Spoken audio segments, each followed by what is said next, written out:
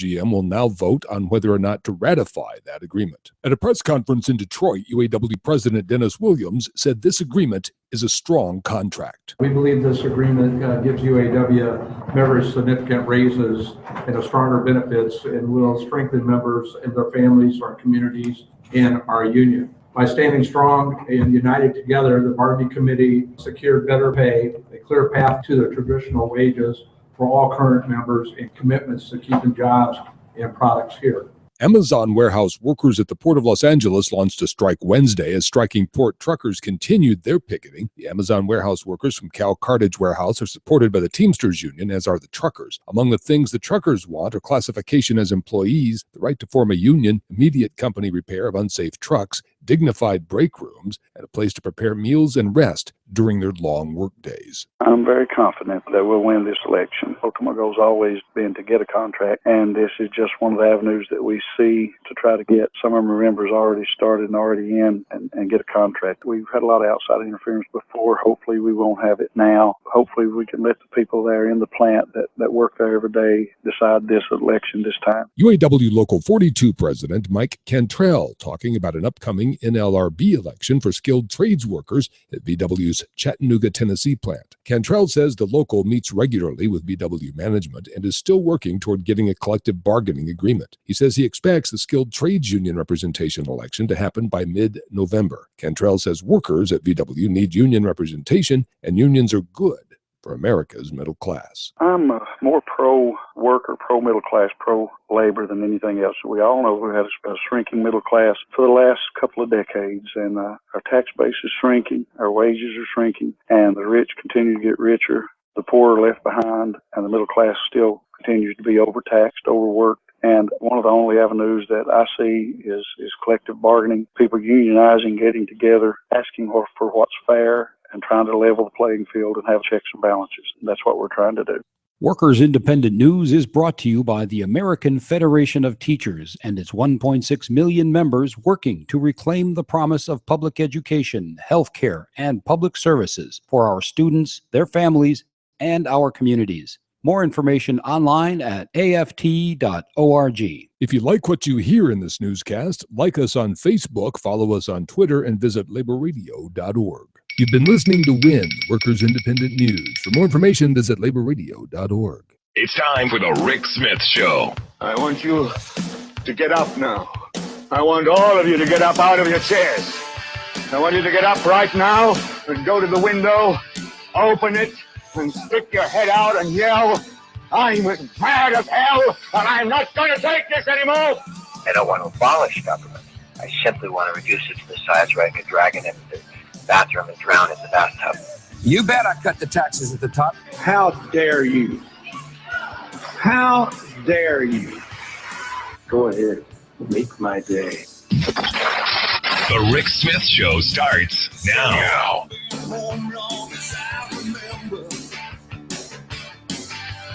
This town gonna be here long after I'm gone. East side, west side, people don't surrender.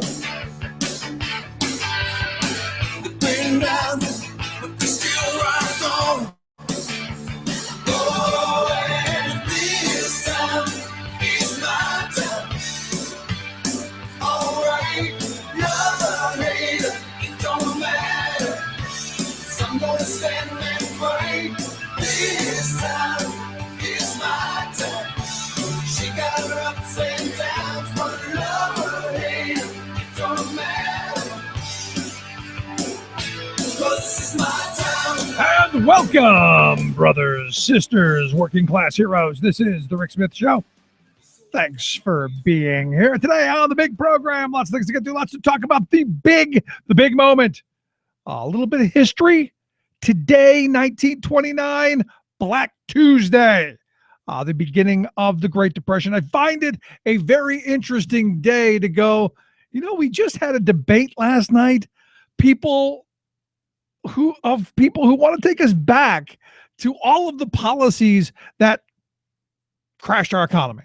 I mean, if you listened to the Cabal Creative Crazy there, if you listened to what they were saying outside of the fact that, the questions to be damned, and they were dumb questions to begin with, don't know that I would have played along either, but they came with something to say, and they, by God, were going to say it.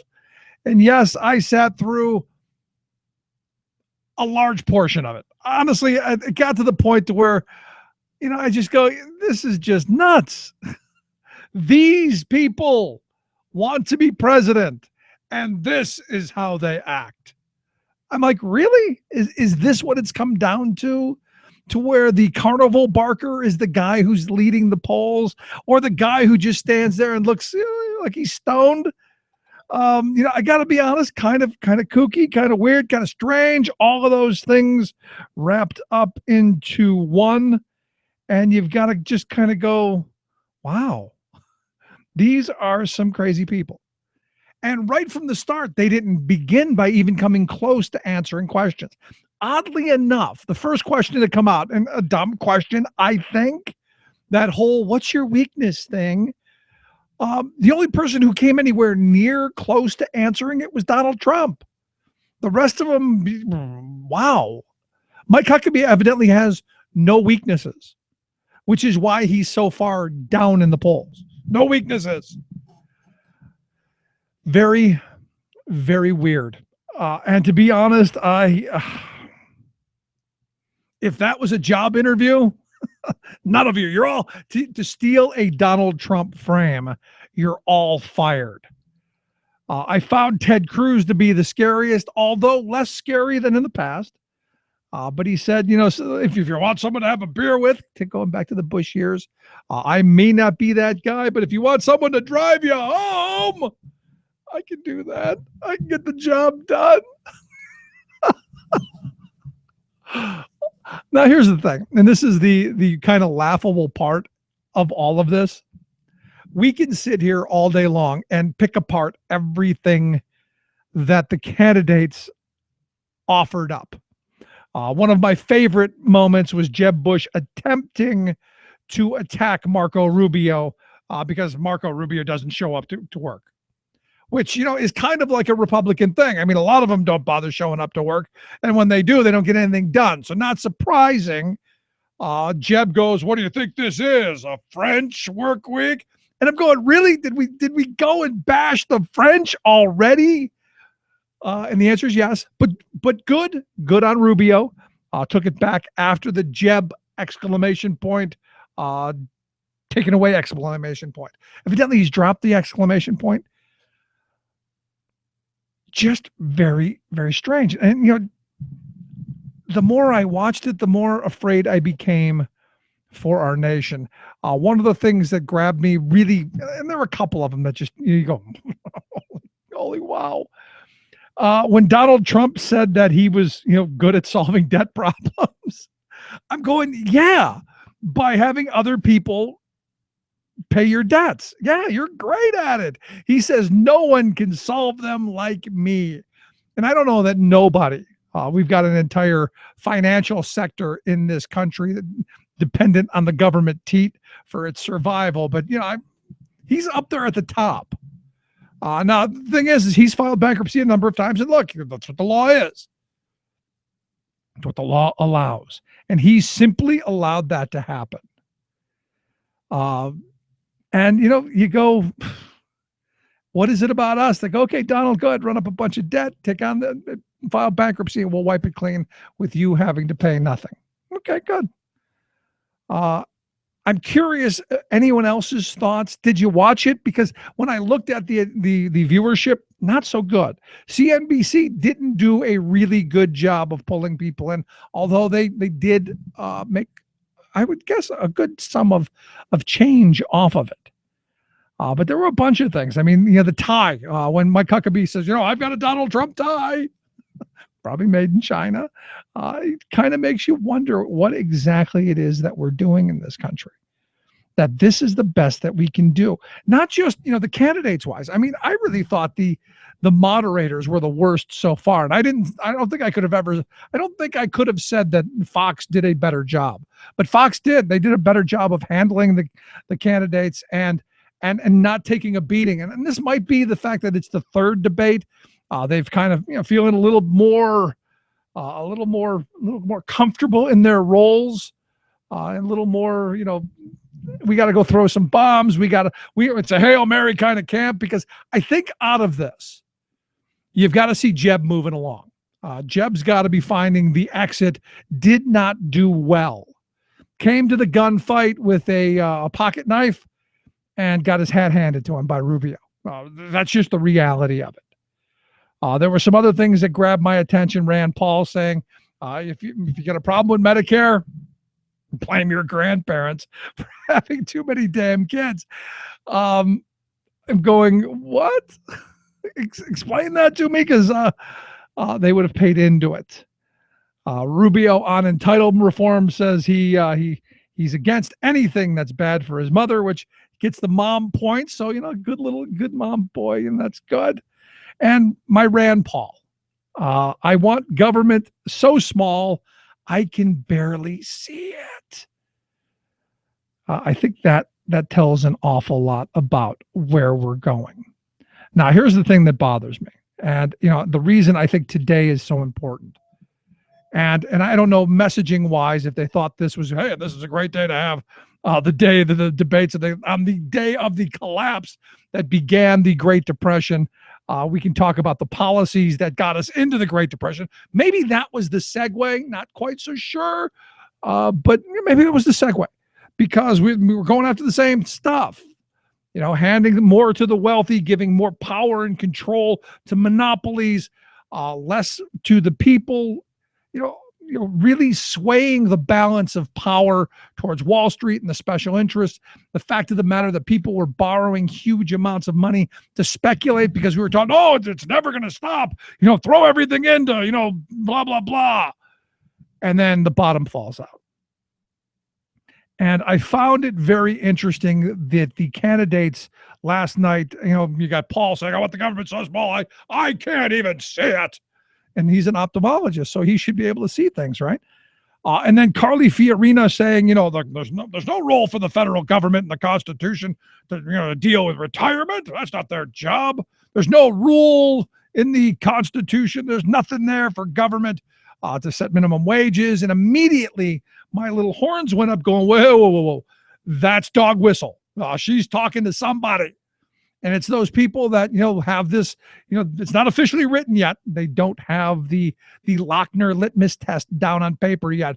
But trust me, when these candidates go into these CEOs' offices, when they go into the economic big shots corner, or heaven forbid, their country clubs, the first question's got to be, how do we, like Diane Hendricks, how do we get right to work? All tingly in the panties. How can we steal power from workers? How can we make them work for poverty and desperation wages? That's the thing that gets me.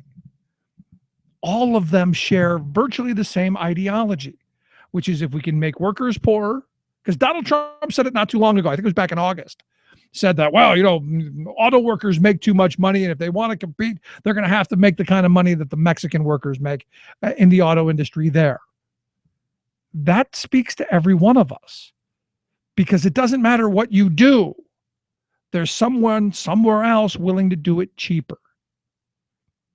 And if you've got politicians who are hell-bent on this idea of we're going to cut wages, but somehow magically grow the economy, that somehow if we continue to slash tax rates for the very wealthy and corporations and then go, here, have your windfall and your bounty, you earned it.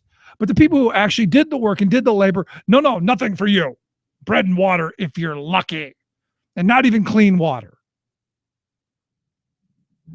That's the world we're heading for. And then they believe that the magic dust will be sprinkled down upon us, and we will have a growing, burgeoning economy full of very wealthy working people. Explain to me how that's possible. I got to tell you, not happening. So I'd be curious, your thoughts, your comments. What did you like? What didn't you like about the big debate last night? Who won? Who lost? Who was your guy? Looking forward to all that. You can email me, rick@thericksmithshow.com. Let's take a quick break. When we come back, going to talk a little bit more about the big debate with Rachel Calvert from Media Matters for America. Quick break. Right back. Stick around. Listen to The Rick Smith Show.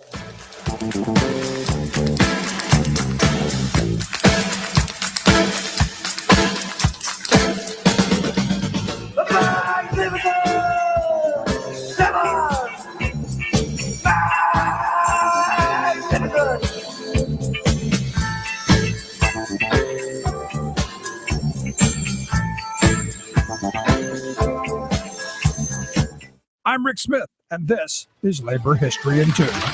On this day in labor history, the year was 1929. That bleak day is now known as Black Tuesday, the day of the stock market crash that marked the start of the Great Depression. During the optimistic Roaring '20s, investments in the stock market soared. Between 1924 and 1929, the Dow Jones Industrial Average quadrupled. By 1929, 2 of every $5 borrowed in bank loans were spent on stock investments. As stock investors overextended themselves, they failed to read troubling economic signs.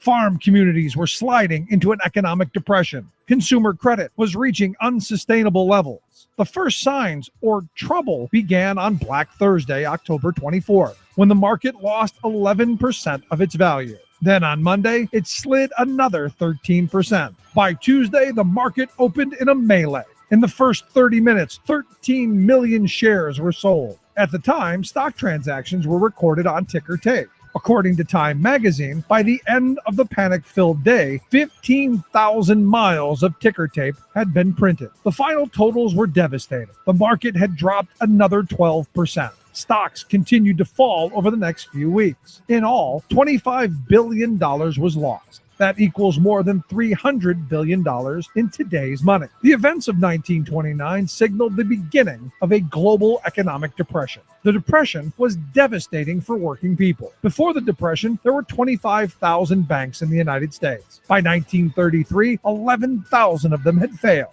Families saw their entire life savings wiped away overnight. Unemployment soared to 25%. President Franklin Delano Roosevelt implemented his New Deal policies to put people back to work. Like what you hear? Check out more at laborhistoryin2.com. This is the Media Matters Minute. I'm Eric Woosterwald. On Fox News, host Sean Hannity pushed a hoax from an unreputable website exaggerating the amount of refugees President Obama has committed to bring into the United States. Here's Hannity. You see the backlash emerging now in Europe over the refugee problem from Syria and Iraq. And the president said he's going to bring in 250,000 refugees into this country. Hannity repeated the claim on the next day's program. There's a huge backlash because of Syrian refugees and Iraqi refugees and the cost. We're being told by our national intelligence director that ISIS and Al-Qaeda, not if, they will infiltrate the refugee community. This president is committed to nearly 250,000 coming to America. PolitiFact awarded Hannity's repeated claims a pants on fire rating, adding that the only source could have been a hoax website. After Hannity mentioned the claim during an interview with Donald Trump, Trump then repeated the false refugee claim at a New Hampshire campaign event. Another example of how GOP misinformation can come directly from a right-wing media source. For more on this and other stories, please visit MediaMatters.org. Chances are, when you took a shower this morning, an AFSCME member made sure that water was clean. When you drove to work, an AFSCME member maintained the road. When you rode an elevator, an AFSCME member inspected it. I'm David Philman, Executive Director of AFSCME Council 13, the American Federation of State, County, and Municipal Employees. AFSCME members enforce regulations, keep prisoners behind bars, take care of patients, protect the environment, and more.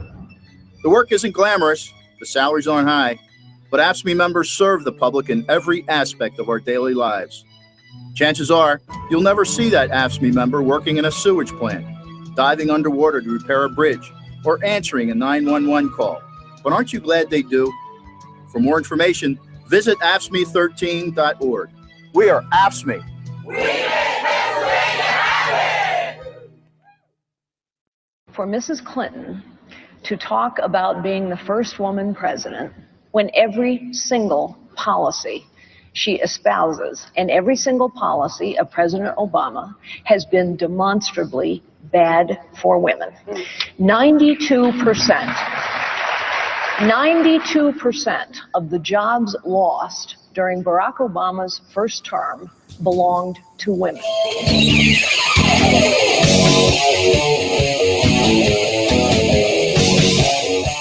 Ah, yes, every policy. Bad for women. In fact, millions of jobs all under Obama, all of them bad. Women are now back in concubines and Sharia law and I can just see the hair going on fire and people going crazy. Except, I seem to remember a little bit about history. I was there back during the beginning of the Obama term, and I do remember the free falling of the economy thanks to Wall Street and the bad policies that the stage of lunatics last night are back again saying we need more of. Well, I guess they think we're just stupid or that we have amnesia. We've all forgotten. It's been so traumatic, completely have forgotten. So I thought it'd be a good opportunity to talk a little bit about the big debate, which is why I've asked Rachel Calvert. She's a researcher over at Media Matters for America to come talk with us about the big debate, the winners, the losers, the crazy, all of that and much more. Rachel, thanks for taking time for us. Thanks for having me. So I guess we start off right from the beginning. Who won? Who won? I thought that Marco Rubio actually, in terms of grace on the debate stage, had a really good night. I thought Bernie Sanders did really well. Because I got to be honest, I couldn't get through all of it. I went away a couple of minutes and then I came back and I was going back and forth because it just, thank goodness to Donald Trump for narrowing this down to just 2 hours instead of 3. Oh, 3 hours was too long. This debate felt really rushed by comparison just because there were so many candidates on the stage. So I'm not really sure what the best formula is, but boy, it was hard to sit through that first 3-hour debate. Yeah, I still like my idea. It should have been like a Royal Rumble, like cage matches, individuals, and do like a final 64 bracket, narrow it down, some bludgeoning and things like that. But the loser, I think, has got to be Jeb. And I got to wonder if Jeb's going to pack it in at some point because, all of the cutting the staff, all of the donors going, hey, we got problems. And then really nothing. It was a dud last night. Oh, and his zingers where you could see him winding up and just whiffing when he tried to, when he tried to insult Marco Rubio for missing a lot of votes, and he just turned it right back on him. My favorite Jeb though is trying to cozy up to Donald Trump. He kept moving the podium to where you obviously you saw that he moved the thing over towards him throughout the night. Yeah, that was a little bit odd to watch. Yeah, I think though it seems like commentators are divided on whether Jeb lost the debate or the CNN moderators or CNBC moderators lost the debate. Yeah, they clearly were not in control there. They did not do a good job. Well, they wasted so much time on fantasy football, but that's a hugely important issue there at CNBC. They probably lost a whole bunch of money in the scandal of the insider trading going on. Yeah, that must be it. I guess the good thing is we now know Jeb, was 7-0, and that's going to be the most winning he does. So what was the craziest moment in your mind? I really had to laugh when Mike Huckabee took great pains to point out that he was wearing a Donald Trump tie. That was funny. And the other one that was funny for me is that he has no weaknesses. Oh, absolutely. It must be the Donald Trump tie. Mm-hmm. Yeah, that's how they should market those. But I just thought it was very bizarre. I'm going, really? It was a dumb question to start with, to be honest. And oddly enough, the only person who actually answered the question was Donald Trump.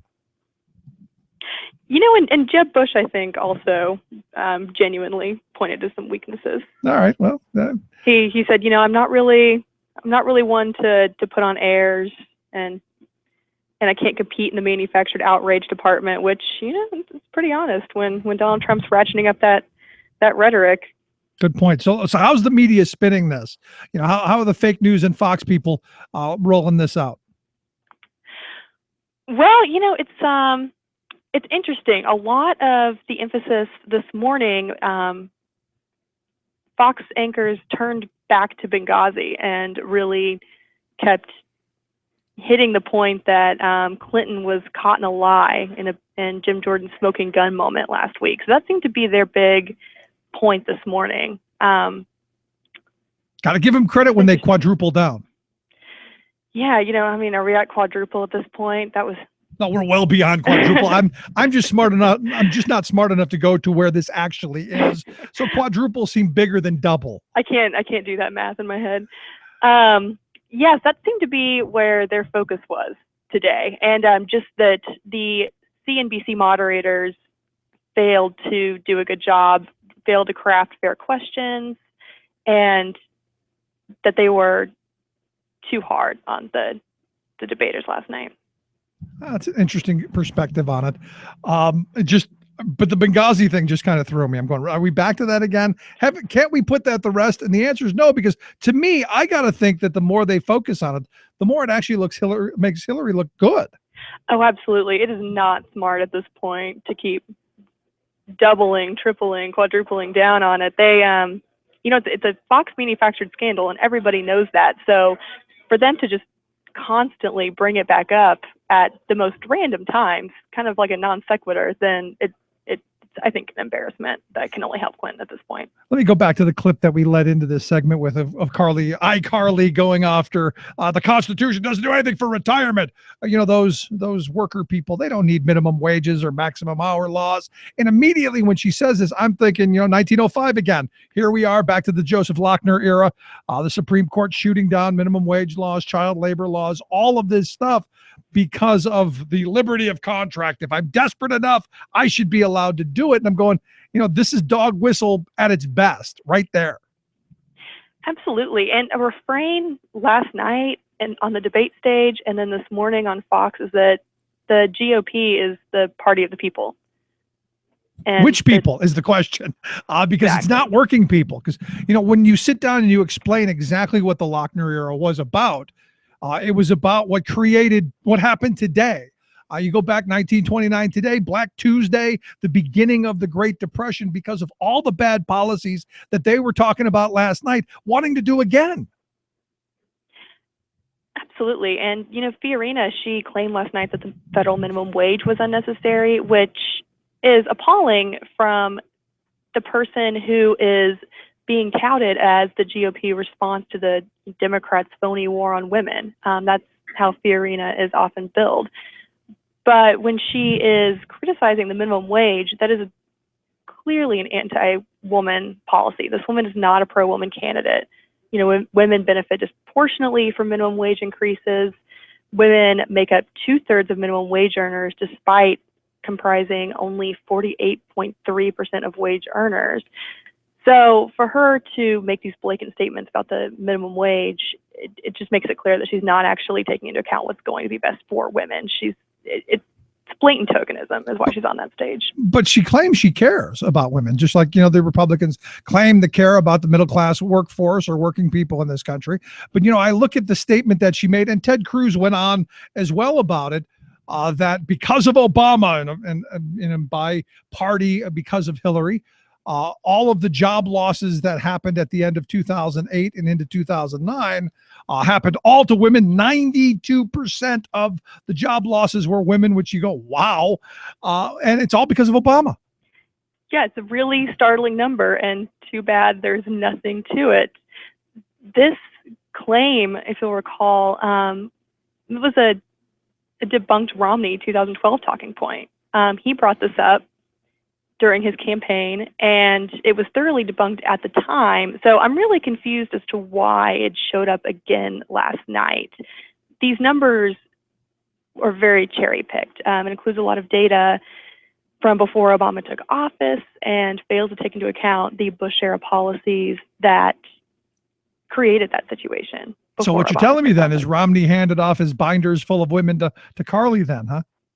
It seems that way. His binder's full of women talking points, which have apparently not been updated. But as I said last night, someone said, "Well, what do you think?" I go, "Well, I think they're all petitioning and they're all interviewing for the open talk radio spots, because that's what it seemed like they were doing last night. They were like any talk show host in the country, just spouting what they want, and facts be damned." What's fascinating, if you listen to right-wing talk radio as I do in my line of work, I'm sorry. all of those hosts, oh, thank you.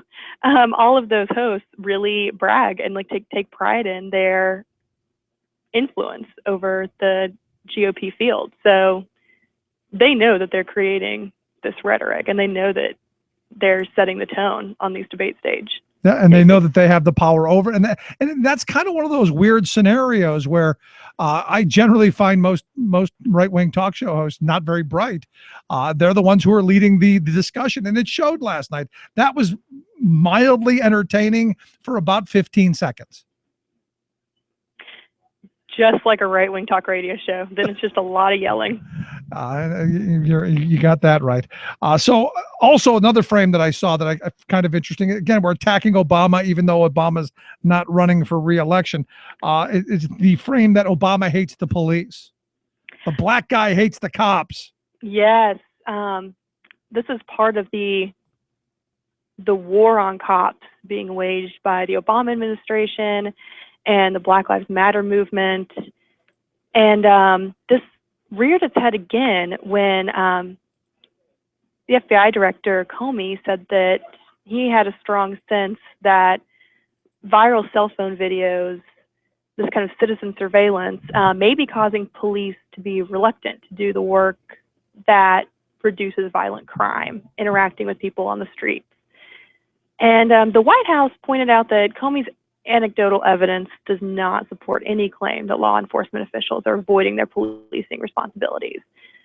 And Fox kicked into gear, saying that the White House was ignoring and therefore facilitating violence against cops, and that Black Lives Matter are actively encouraging violence against police and are to blame for an increase in violent crime in general, something that Fox has deemed the Ferguson effect. And there's really no merit to this. There's no... Is there any documentation, any spike in violent crimes, any of that you can point to that would go, oh, okay, I can see where at least you can make this up and have something to back it up? Or is this just something they pulled out of their rear orifice?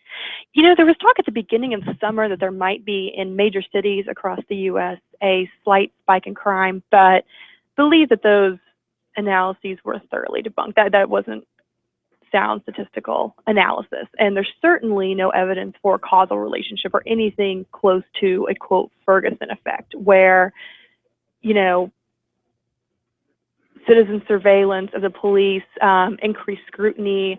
Even I've heard right-wing media blame Obama administration probes into police misconduct for an increase in violent crime, and certainly an increase in peaceful protest activity has had no impact on an increase in violent crime. So there's really no evidence. Well, what I think has happened, and I do think there's an increased activity around police. We're seeing a lot of the bad things that they've gotten away with in the past, with everybody having a cell phone in their pocket. And I just showed my wife the video from Columbia, South Carolina this morning, and she's like, you know, how could you not say that that's excessive, where you flip a teenage girl over with the desk on top of her and then throw her halfway across the room? I mean, you know, there's really no excuse for that. And the excuse that was given, something like she was looking at her cell phone or was, you know, being disrespectful, that was as flimsy as it comes. Yeah, well, I mean that, and you know, you see the other video from down south where the cop shoots a kid who's driving away because he claims, oh, he's going to hit him.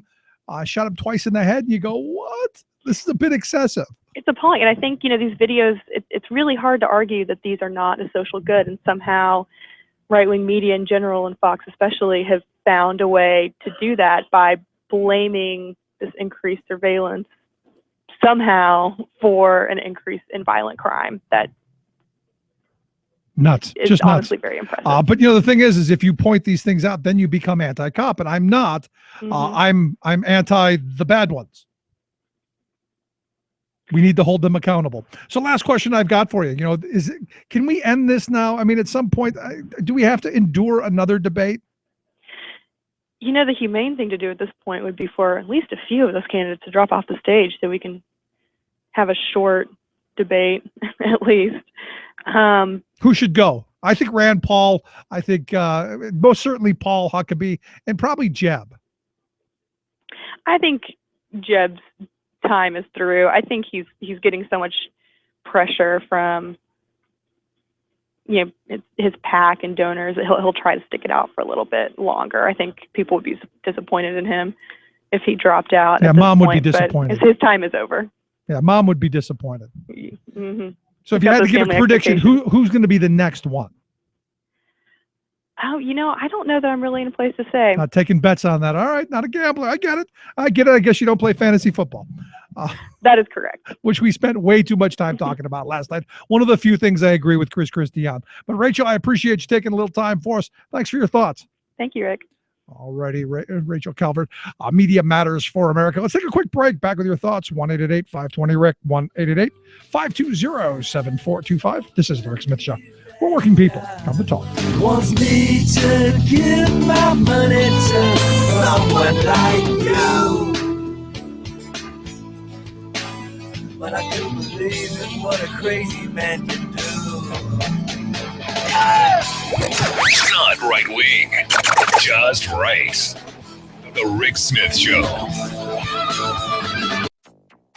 Are the leaders in your party wrong on the issue? Well, I believe so. One Republican senator breaks ranks to support Obama's Clean Power Plan. This is illegal even under Indonesian law. Illegal deforestation causing killer air pollution in Indonesia.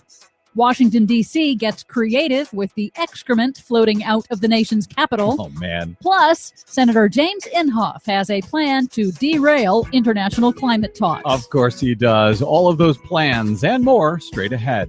From BradBlog.com, I'm Brad Friedman. And I'm Desi Doyen. Stand by for 6 minutes of independent green news, politics, analysis, and snarky comment. Some warming would actually be good. Well, thanks for doing your part, Rush Limbaugh.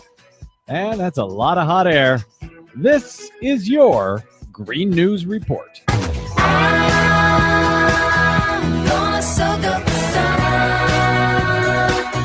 Okay, Desi Doyen, we are now about 1 month away from the international climate talks that will be in Paris.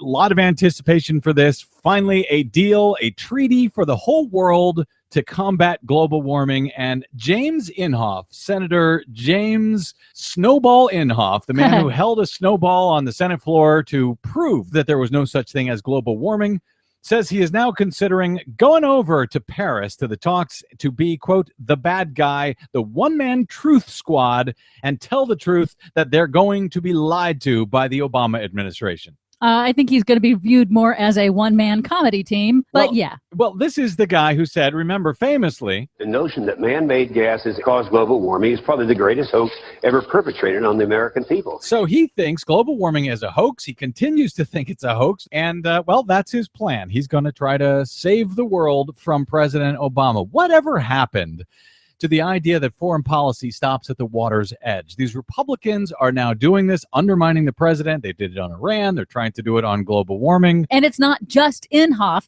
Senate Majority Leader Mitch McConnell from the coal state of Kentucky has warned the international community that Republicans plan to attack and undermine any agreement reached at the UN climate talks. Unbelievable. That's what these guys do now. Some might call it treason. But anyway, what else do you have for us today that is not treasonous? Well, I don't know if this is treasonous or not, but McConnell is also pressuring states to defy President Obama's Clean Power Plan. That's the first ever standards to cut carbon emissions from the nation's power plants. However, one Republican senator has broken ranks. Senator Kelly Ayotte of New Hampshire came out in support of the Clean Power Plan this week in an interview with New Hampshire's NPR. I've carefully reviewed this plan. And then I looked at what does New Hampshire have to do to comply, and we are well on our way to meeting the targets. And so that's why I've decided that I will support this plan. I believe we can help address climate change through clean energy solutions that will protect New Hampshire's environment. Ayotte is facing a tough re-election battle against New Hampshire's Democratic governor, Maggie Hassan, who's already supported the plan. It's interesting that when these Republicans have actual, competition, suddenly they decide to choose the side of reality, I guess. President Obama's landmark Clean Power Plan is also now under legal attack. Now, the plan would reduce emissions from the nation's power plants by 30%. It is a major pillar of our emissions deal with China. Literally minutes after the Clean Power Plan was formally published in the Federal Register late last week, 25 states, utilities, and coal industry groups filed court challenges to stop it, alleging the EPA is overstepping its authority. The fight is likely to ultimately land at the Supreme Court. Meanwhile, a public health emergency in Indonesia, where illegal slash and burn tactics to clear Indonesia's forests for palm oil plantations has caused out-of-control forest fires, sending choking smoke into neighboring countries. At least 10 people have died, and 500,000 have sought medical treatment. Airlines have canceled flights due to lack of visibility. For the first time, calls are growing for Indonesia's neighbors to step up and prosecute their companies that are illegally clearing Indonesia's land for palm oil plantations, according to Simon Tay of the Singapore Institute for International Affairs on Bloomberg News. This is illegal even under Indonesian law. So Singapore needs to do its part. If there's a Singapore company that is involved in this, Indonesia should name it. And I would say I would ask our government to prosecute that company this year now. Finally, the city of Washington, D.C. is getting creative with all of the excrement flowing out of the nation's capital. The city's municipal water system is now utilizing poo power, literally harnessing the electricity from every flush. D.C. Water recently became the first water utility in North America to use a Norwegian technology called thermal hydrolysis. It essentially cooks the sewage and then takes the leftover sludge and converts it into electricity and landscape fertilizer. Oh, man. If what you're saying is excrement is power, a lot of power in Washington, D.C. Yes. I think that's about all I can say on this radio broadcast. That's right. For much more on all of our stories today and the ones we couldn't get to, check out our website at greennews.bradblog.com. Find us and follow us on the Facebooks and the Twitters at Green News Report. From bradblog.com, I'm Brad Friedman. And I'm Desi Doyen. And this has been your Green News Report.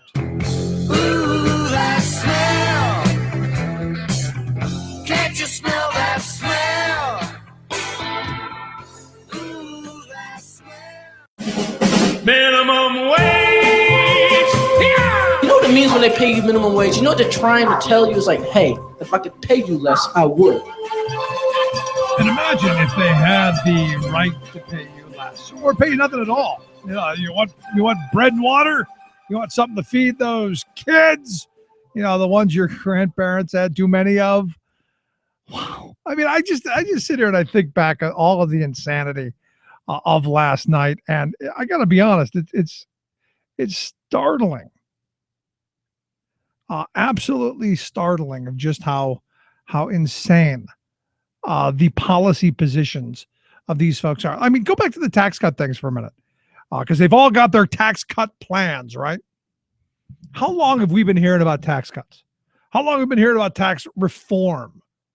Now, Carly Fiorina wants it, channeling the Herman Cain train. 3 pages, that's it.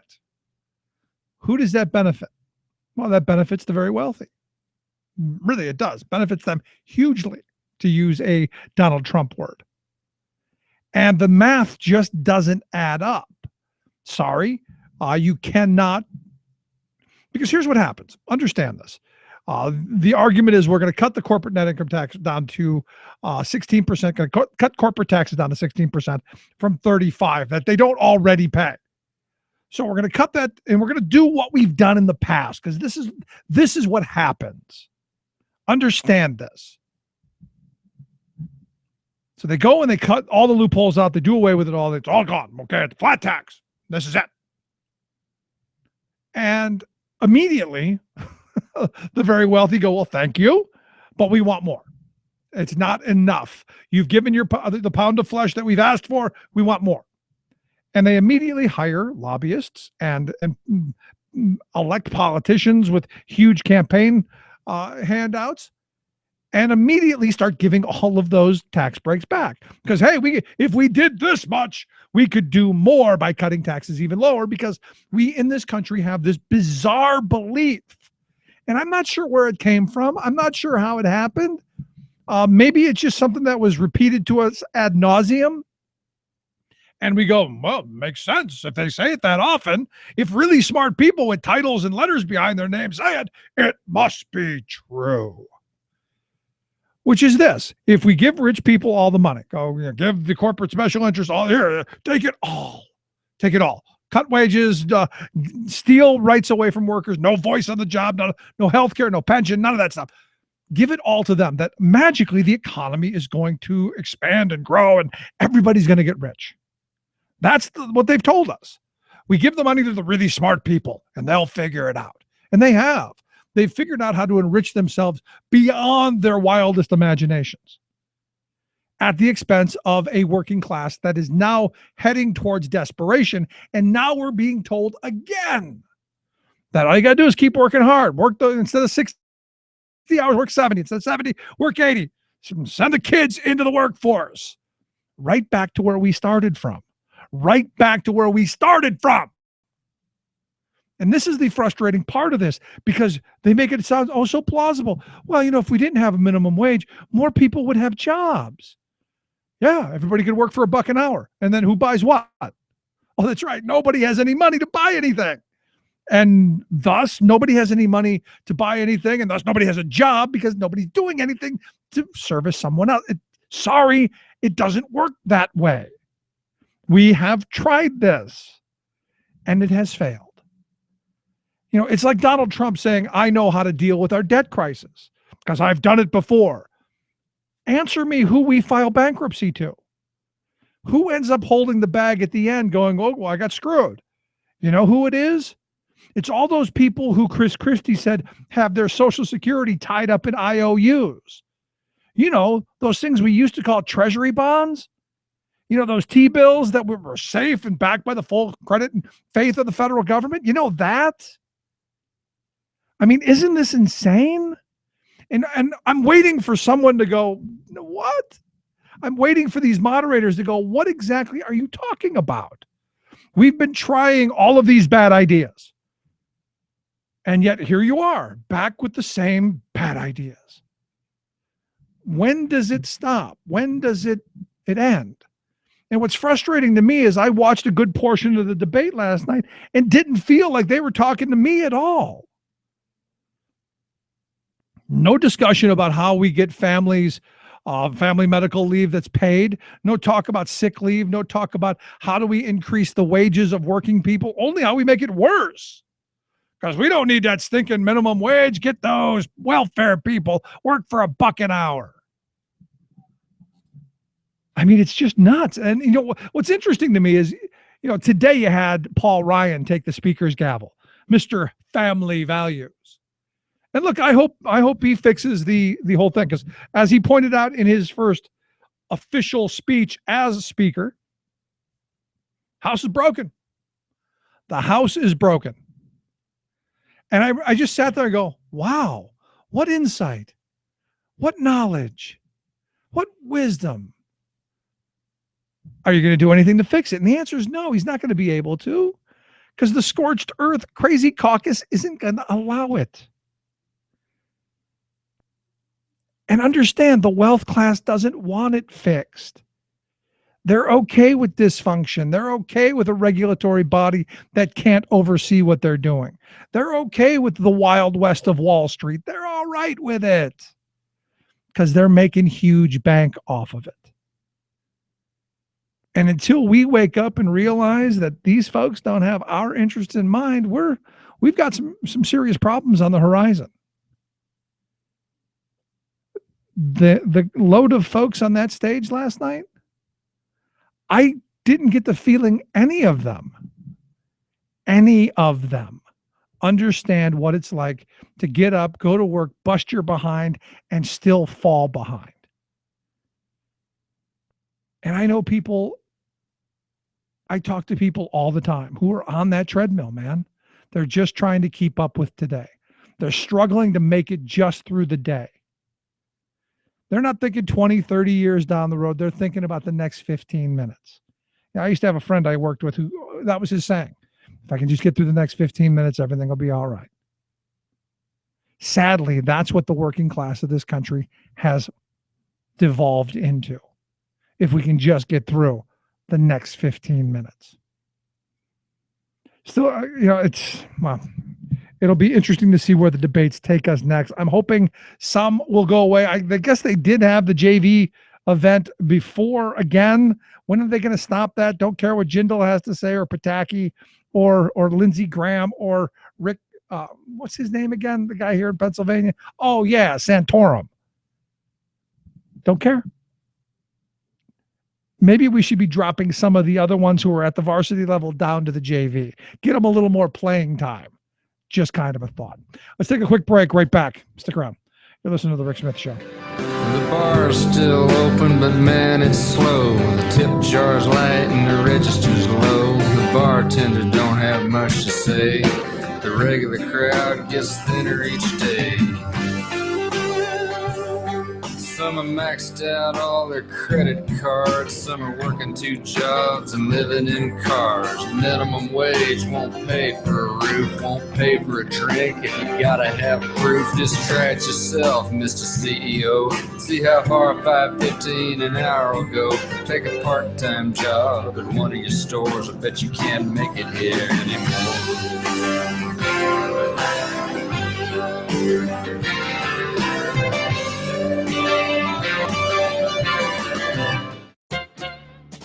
At last, America's political leaders indicate that they now feel the pain of the poor and of the millions of working families slipping out of the middle class.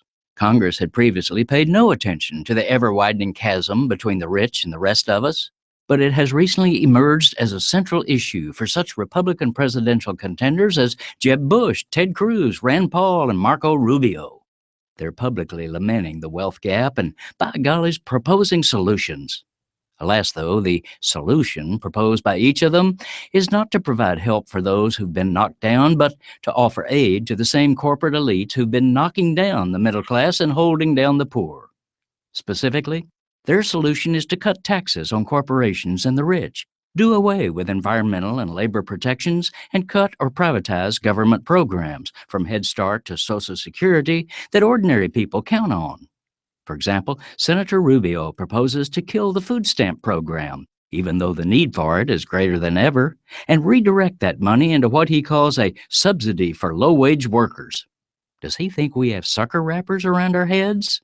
That's not a subsidy for workers, but for low-wage employers. Why should taxpayers subsidize the poverty pay of profitable giants like McDonald's, rather than making them pay living wages and cover their own labor costs? This is Jim Hightower saying, I guess we should count it as progress that candidates are at least having to admit that inequality is a problem. But come on, offering the same old failed anti-government snake oil is an insult to the American people. Jeb Bush shows how vacuous their flimflammery is by saying that to address the ever-widening wealth and income gap, he'll, quote, celebrate success and cherish free enterprise. Gosh, what a comfort that'll be to America's hard-hit majority, huh? To get more of Jim Hightower's populist take on what Wall Street and Washington are up to, visit www.hightowerlowdown.org. From United Nations headquarters in New York, this is your World in 2 Minutes. I'm your host, Luke Farkas, with the Talk Radio News Service. World powers purportedly willing to explore a political end to the Syrian war will convene in Vienna at week's end. The notable invite this time around is Iran, which was not present at previous talks. Russia, Saudi Arabia, Turkey, and the United States will also join in. The hope is that means a heightened willingness to envision an endgame for the conflict, even if it's several years down the road. A new UN report on the fighting in Yemen says more than 90% of deaths resulting from fighting in urban areas have been civilian deaths. Aerial attacks killed civilians 93% of the time, compared with 94% for ground-based artillery strikes. Earlier this week, a Doctors Without Borders hospital was destroyed by airstrikes in northern Yemen, despite claims by the medical charity that it repeatedly communicated the facility's location to the Saudi military.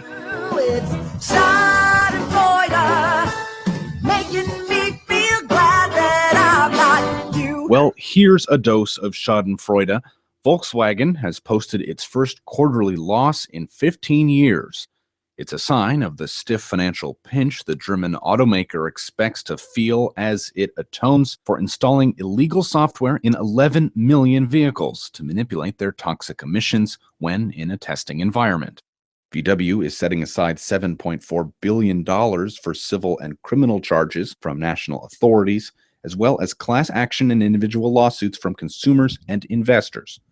Not included in that sum are penalties, fines, and any direct compensation offered to customers. For more global news headlines, visit talkradionews.com.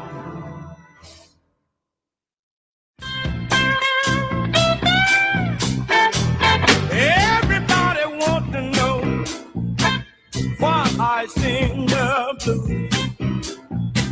Yes, I say everybody want to know why I sing the blues. Well, the big Thanksgiving holiday not too far down the road. End of the month in November. Now, remember, November 3rd, you got to get out, you got to vote. That's the big election day here in Pennsylvania. And for those folks who don't know why should I bother now? This is a once in, a country kind of vote.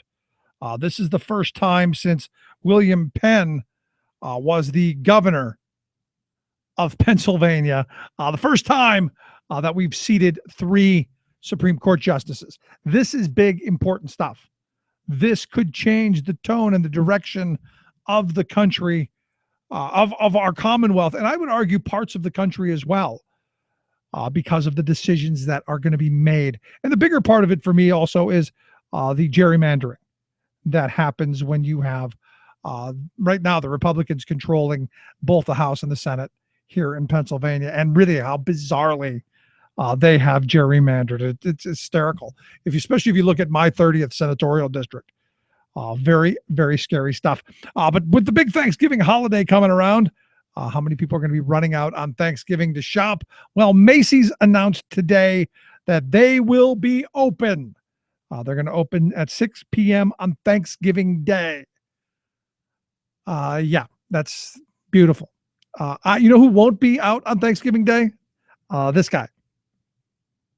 You know who won't be out the day after Thanksgiving in shopping and spending money? This guy. That's kind of my little boycott.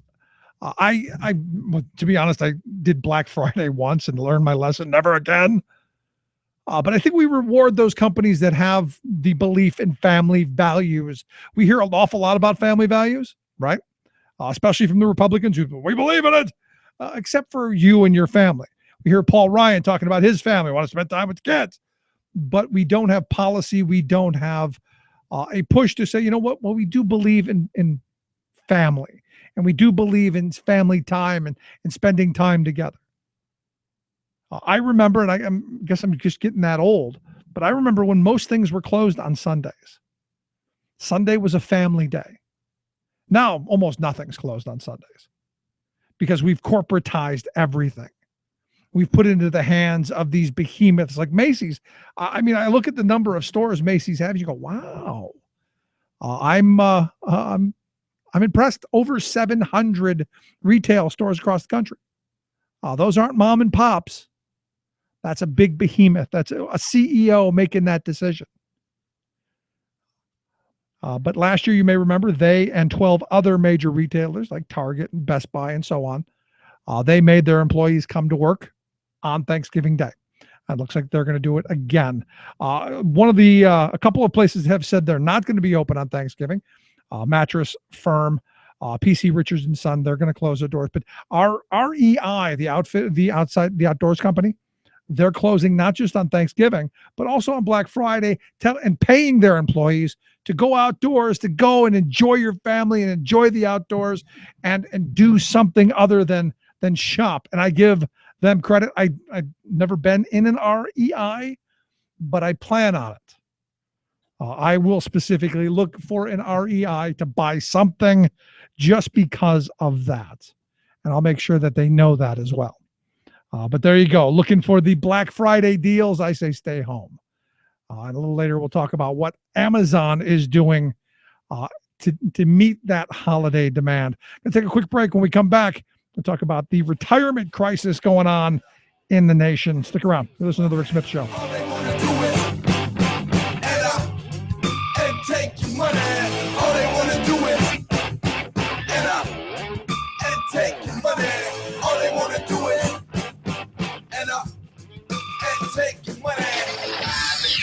You're listening to The Rick Smith Show.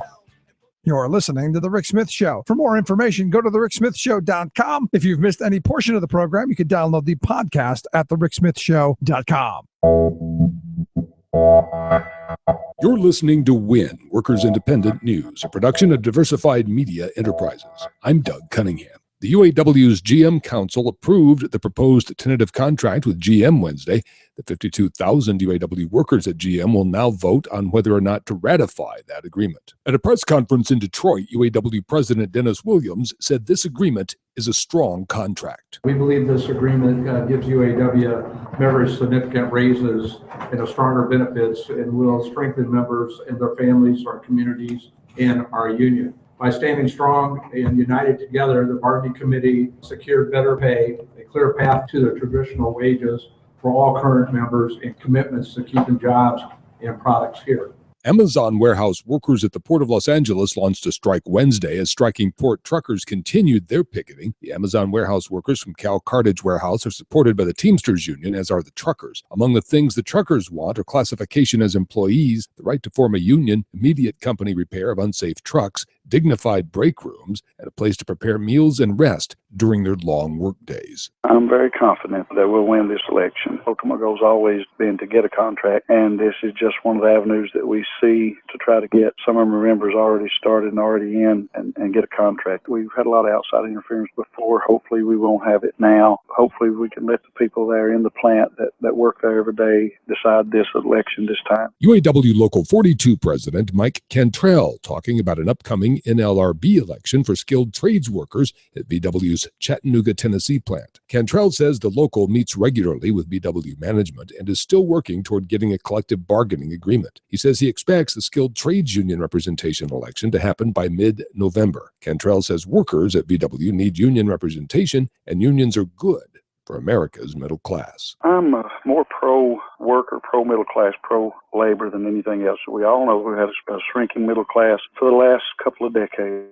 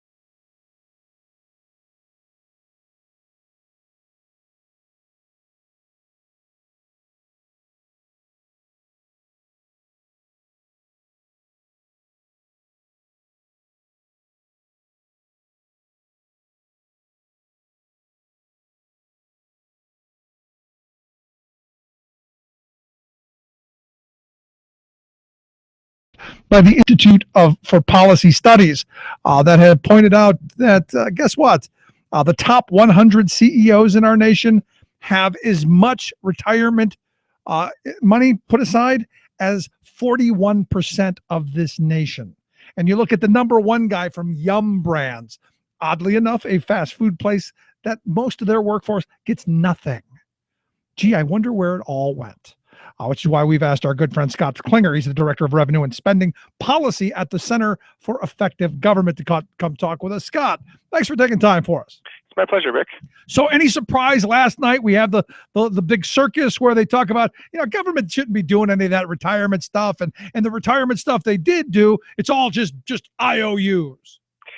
Yeah, there's so many problems. It's hard to know where to begin. So first of all, Charlie Fiorina doesn't seem to have any problem with Hewlett-Packard receiving millions and millions of dollars of government contracts every year, which the profits from which help boost her pay and her perks. Secondly, Social Security is not in IOUs. It's invested in Treasury bonds, the same kinds of bonds that are held by banks and pension funds and lots of other people. So if they're no good for potential retirees or future retirees, then they're no good for JP Morgan or Goldman Sachs either, but they don't seem to really worry because they're buying lots of government bonds every day. And lastly, and more importantly, I think the real issue is, they don't want the government involved in workers' pensions, but they have no problem with giving all these tax breaks for these very large and lucrative CEO pensions. When companies give their CEO $100 million in pension benefits, they get to deduct that cost from the taxes, and that saves them 35% in their taxes. So that if they give a CEO a $100 million pension over his lifetime, that's $35 million that we the people pay to have to make up because they're not paying $35 million in taxes. Just completely outrageous, I got to tell you. Yeah, I would agree.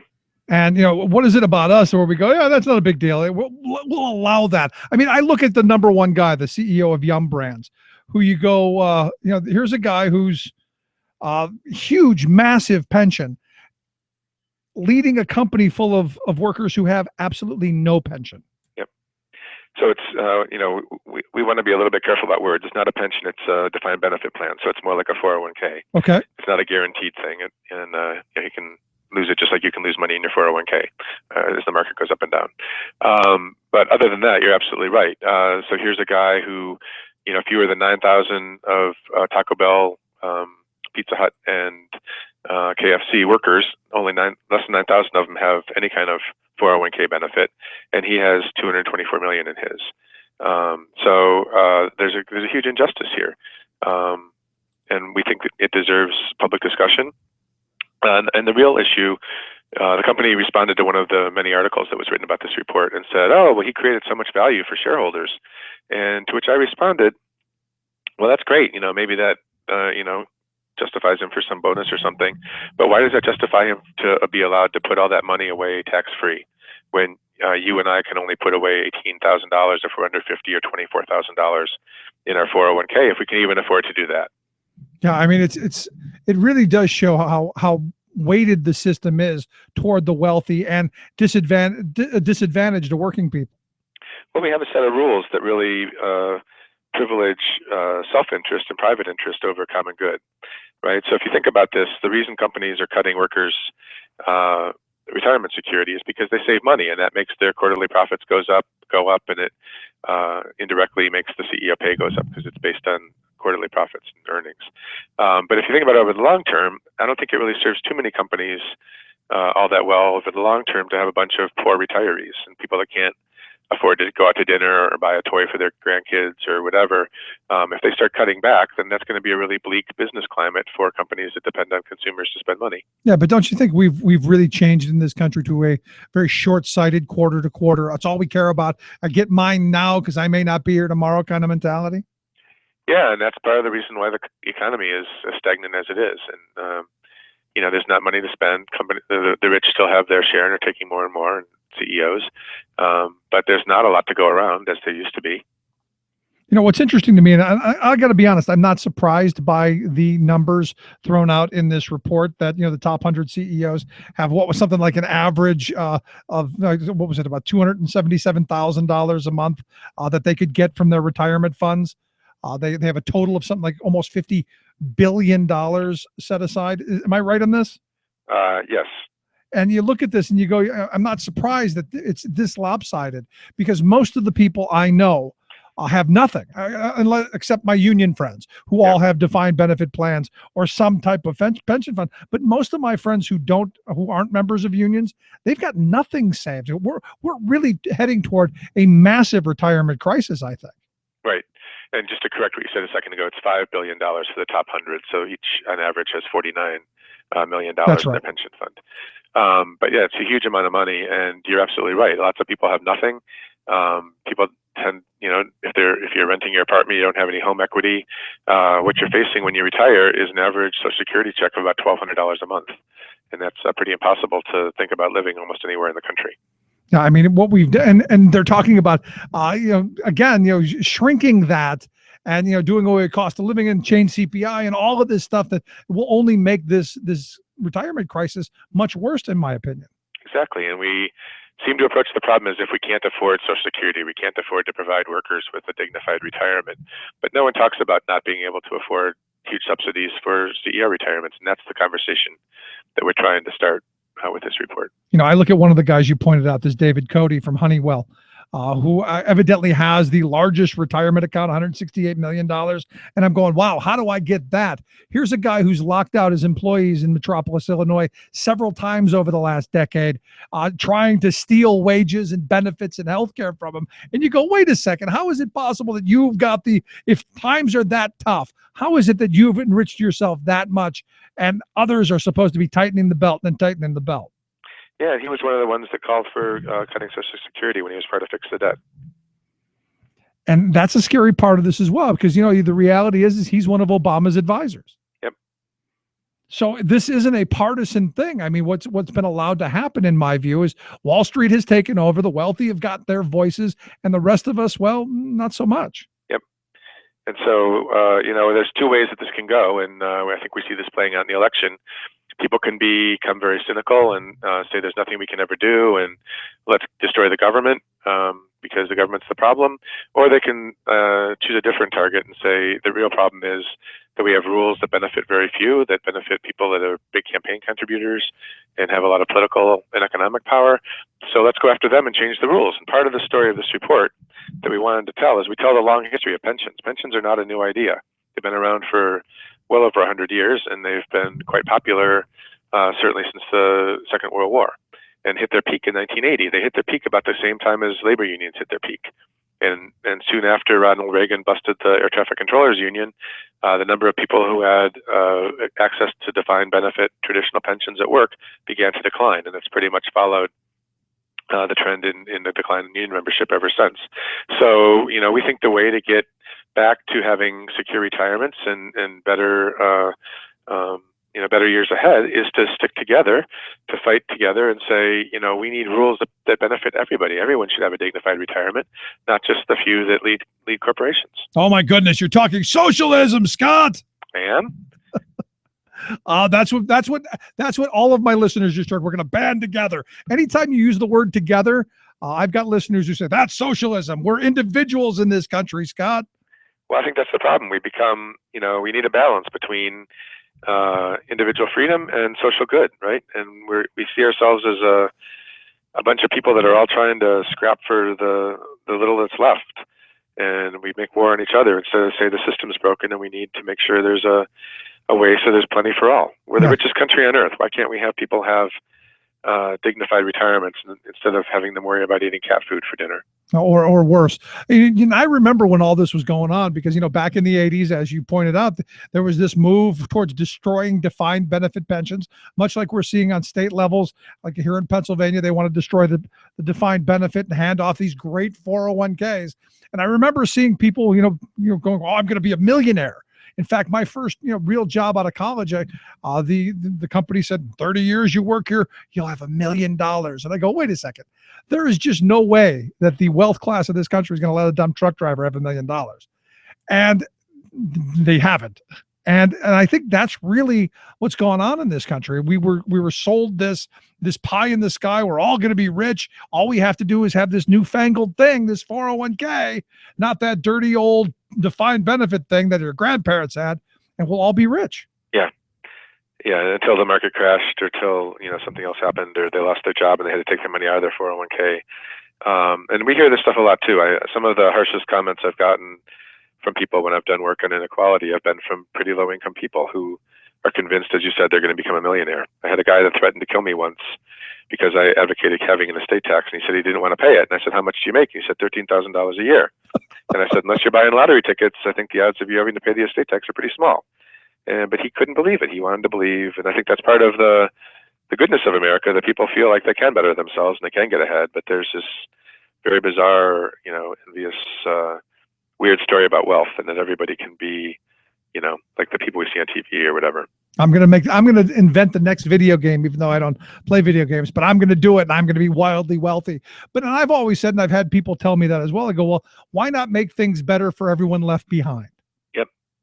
So on your way to your meteoric rise to the top, why not leave something behind for the next guy so maybe he can follow along? Yeah, exactly.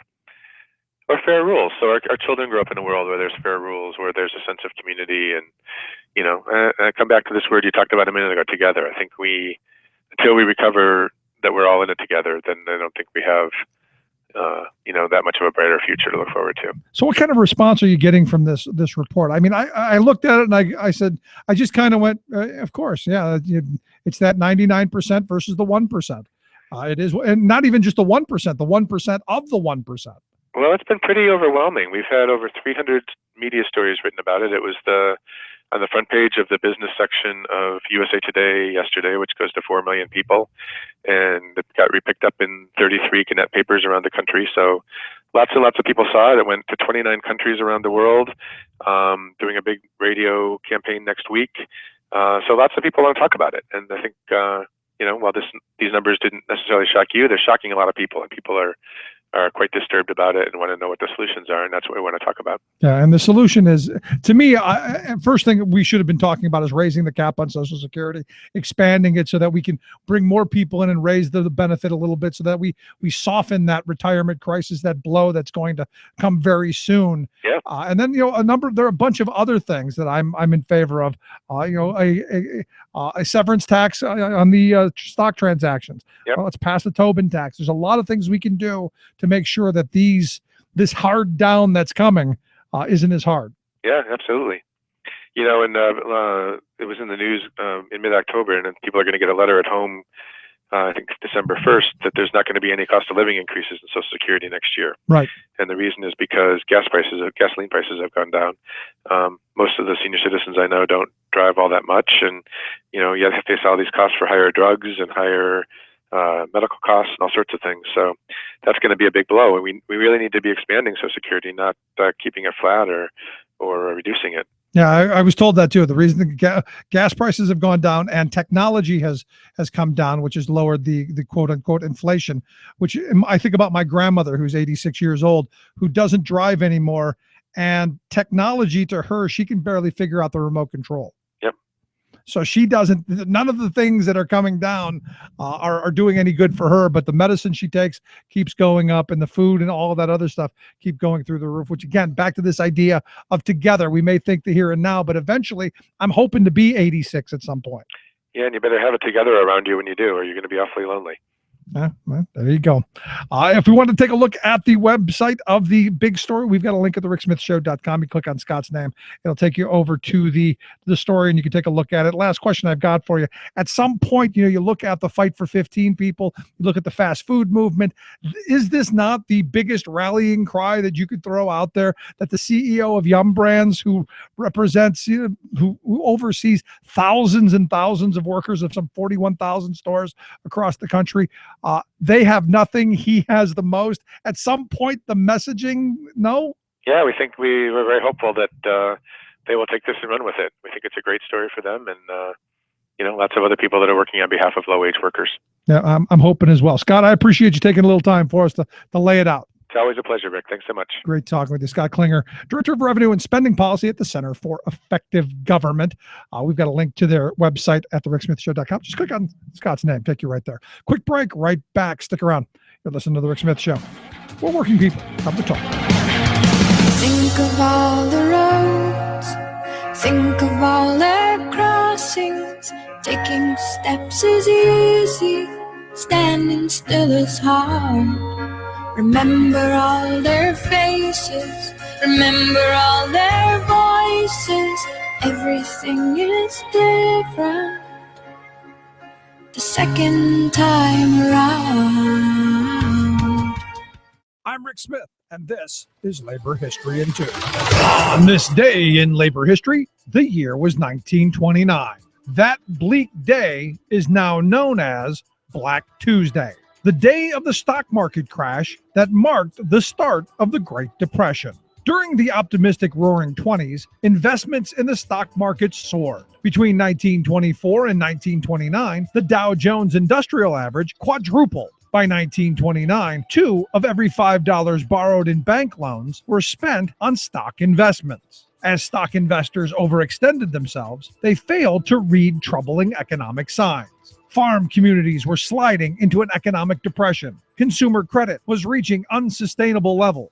The first signs or trouble began on Black Thursday, October 24th, when the market lost 11% of its value. Then on Monday, it slid another 13%. By Tuesday, the market opened in a melee. In the first 30 minutes, 13 million shares were sold. At the time, stock transactions were recorded on ticker tape. According to Time magazine, by the end of the panic-filled day, 15,000 miles of ticker tape had been printed. The final totals were devastating. The market had dropped another 12%. Stocks continued to fall over the next few weeks. In all, $25 billion was lost. That equals more than $300 billion in today's money. The events of 1929 signaled the beginning of a global economic depression. The depression was devastating for working people. Before the depression, there were 25,000 banks in the United States. By 1933, 11,000 of them had failed. Families saw their entire life savings wiped away overnight. Unemployment soared to 25%. President Franklin Delano Roosevelt implemented his New Deal policies to put people back to work. Like what you hear? Check out more at laborhistoryin2.com. Tales of American Political History with Clinton Porter Hackney. We've been discussing the beginning of Grover Cleveland's second term as president. Cleveland took office in March 1893, and his pledge to repeal the Sherman Act and his reputation for honesty soon collided head-on. Repeal of the act would be a difficult congressional battle, and the need for Cleveland to maintain strong, confident leadership was important. By June, the White House doctor had found a tumor in the president's mouth and anonymously sent samples to Army medical personnel. Until almost a century later, the diagnosis was up for historical debate, but Cleveland decided to have it surgically and secretly removed. Americans were told that their president was taking a vacation cruise. In fact, Cleveland surgeon Joseph Bryant created an operating room on a yacht owned by a friend of the president. On July 1st, they were ready. Join us again for the conclusion of the cover-up. This is Clinton Porter Hackney at cphackney.com. Chances are, when you took a shower this morning, an AFSCME member made sure that water was clean. When you drove to work, an AFSCME member maintained the road. When you rode an elevator, an AFSCME member inspected it. I'm David Philman, Executive Director of AFSCME Council 13, the American Federation of State, County, and Municipal Employees. AFSCME members enforce regulations, keep prisoners behind bars, take care of patients, protect the environment, and more. The work isn't glamorous, the salaries aren't high, but AFSCME members serve the public in every aspect of our daily lives. Chances are, you'll never see that AFSCME member working in a sewage plant, diving underwater to repair a bridge, or answering a 911 call. But aren't you glad they do? For more information, visit AFSCME13.org. We are AFSCME. We make Pennsylvania happen! Don't really care about the economy. Don't care much about democracy. I'm a member of the GOP, trying to form a plutocracy. But if I can just bamboozle you, and you'll share my narrow point of view, what a wonderful world this would be. You know, I go back to this study done by the Institute for Policy Studies that they just released. I think it was yesterday they released it. And we've got a link at thericksmithshow.com. Just click on Scott Klinger's name. It'll take you right to the report where they point out that the top 100 CEOs are sitting on this massive pile of cash worth almost $5 billion, $49.3 million per person. Each one of these, and think about this. I mean, you do this annuity thing, you're talking almost $280,000 each and every month. Think about that for a second. That's 16 times more than Obama's going to get when he leaves the White House. And I look at the Government Accountability Office that pointed out that nearly 29% of the households in this country with people 55 and older, they've got nothing at all. They don't have retirement savings. They don't have a 401k. They don't have an IRA. They don't have an MBA. They don't have a traditional defined benefit plan. None of that. No DC, no DB, none of that stuff. Not a pot, if you will. Yet you look at this David Novak, who's the executive chairman of Yum Brands. And anyone who knows, Yum is their KFC, their Pizza Hut, their Taco Bell. They're the big conglomerate of fast food places who have something like, I think the number I saw was like 540,000 employees, 537,000 employees that work at 41,000 restaurants across the world. So of these 537,000 employees, stop and think about this for a second. Of the 537,000 employees, only 8,800 of them actually have any money in a 401k. Think about this for a second, because it's mind-blowing. 537,000 workers, under 9,000 of them have any money saved for retirement. Where do you think all of the other retirement money went? Just throwing this out here. Where do you think the other retirement money went? That's right. It went to Mr. Novak. Because Yum says, hey, we offer our employees, we offer them a retirement package. In fact, we'll match them dollar for dollar up to 6% of their salary. They just won't take it. And you go, well, hold on a second. You're making minimum wage. I'm sorry, I must be missing something, but there's not 6% of your minimum wage that you're going to be thoughtful enough to go, you know what?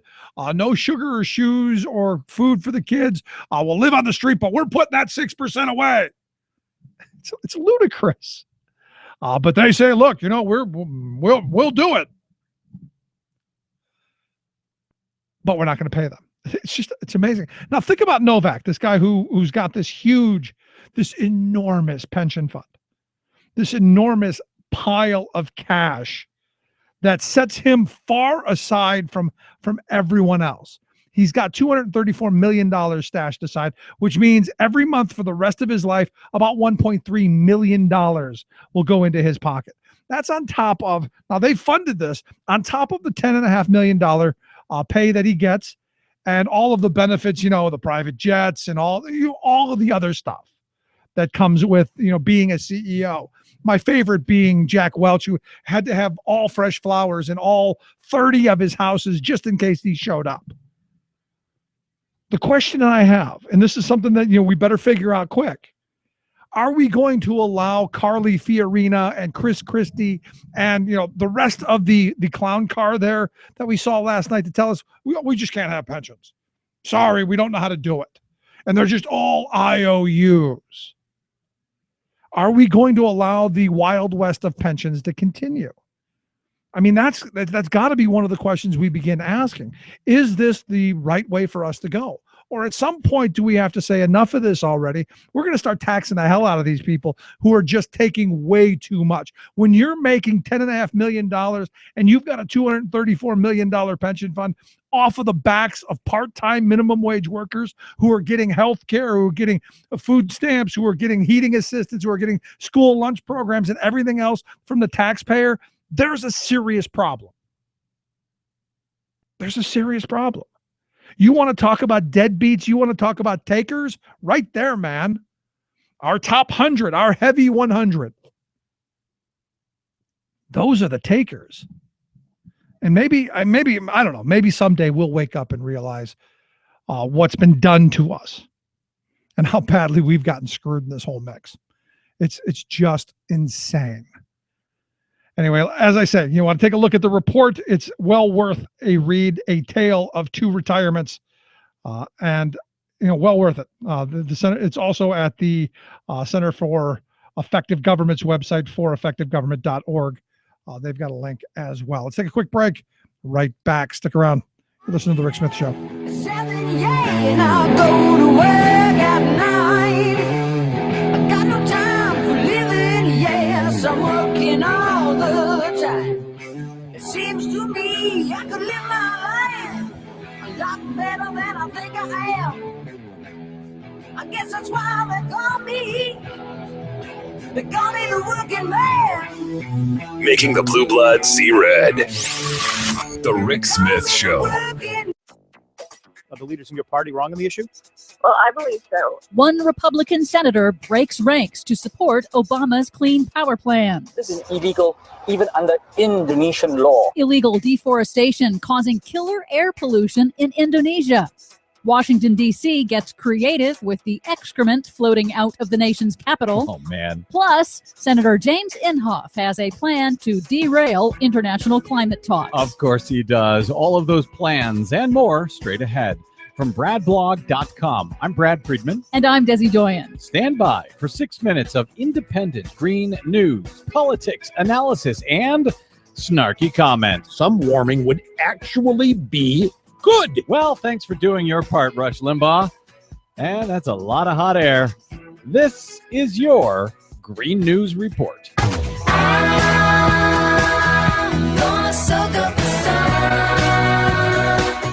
Okay, Desi Doyen, we are now about 1 month away from the international climate talks that will be in Paris.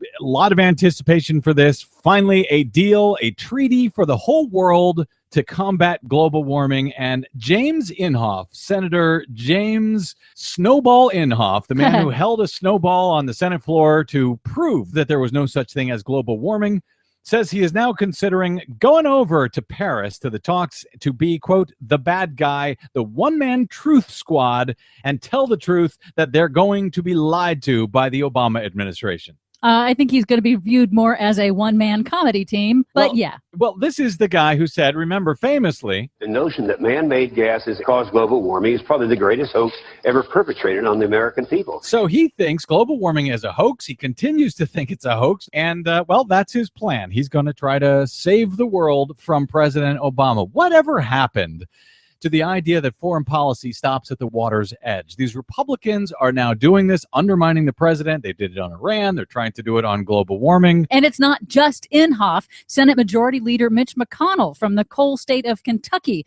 has warned the international community that Republicans plan to attack and undermine any agreement reached at the UN climate talks. Unbelievable. That's what these guys do now. Some might call it treason. But anyway, what else do you have for us today that is not treasonous? Well, I don't know if this is treasonous or not, but McConnell is also pressuring states to defy President Obama's Clean Power Plan. That's the first ever standards to cut carbon emissions from the nation's power plants. However, one Republican senator has broken ranks. Senator Kelly Ayotte of New Hampshire came out in support of the Clean Power Plan this week in an interview with New Hampshire's NPR. I've carefully reviewed this plan.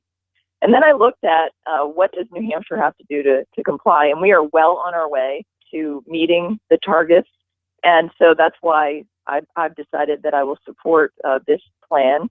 I believe we can help address climate change through clean energy solutions that will protect New Hampshire's environment. Ayotte is facing a tough re-election battle against New Hampshire's Democratic governor, Maggie Hassan, who's already supported the plan. It's interesting that when these Republicans have actual, competition, suddenly they decide to choose the side of reality, I guess. President Obama's landmark Clean Power Plan is also now under legal attack. Now, the plan would reduce emissions from the nation's power plants by 30%.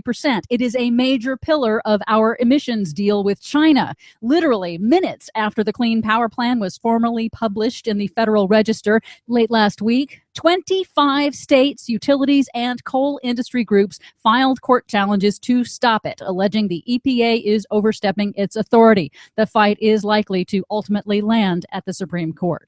Meanwhile, a public health emergency in Indonesia, where illegal slash and burn tactics to clear Indonesia's forests for palm oil plantations has caused out-of-control forest fires, sending choking smoke into neighboring countries. At least 10 people have died, and 500,000 have sought medical treatment. Airlines have canceled flights due to lack of visibility. For the first time, calls are growing for Indonesia's neighbors to step up and prosecute their companies that are illegally clearing Indonesia's land for palm oil plantations, according to Simon Tay of the Singapore Institute for International Affairs on Bloomberg News. This is illegal even under Indonesian law.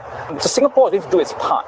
If there's a Singapore company that is involved in this, Indonesia should name it. And I would say I would ask our government to prosecute that company this year now. Finally, the city of Washington, D.C. is getting creative with all of the excrement flowing out of the nation's capital. The city's municipal water system is now utilizing poo power, literally harnessing the electricity from every flush. D.C. Water recently became the first water utility in North America to use a Norwegian technology called thermal hydrolysis. It essentially cooks the sewage and then takes the leftover sludge and converts it into electricity and landscape fertilizer. Oh, man. If what you're saying is excrement is power, a lot of power in Washington, D.C. I think that's about all I can say on the this radio. broadcast. That's right. For much more on all of our stories today and the ones we couldn't get to, check out our website at greennews.bradblog.com.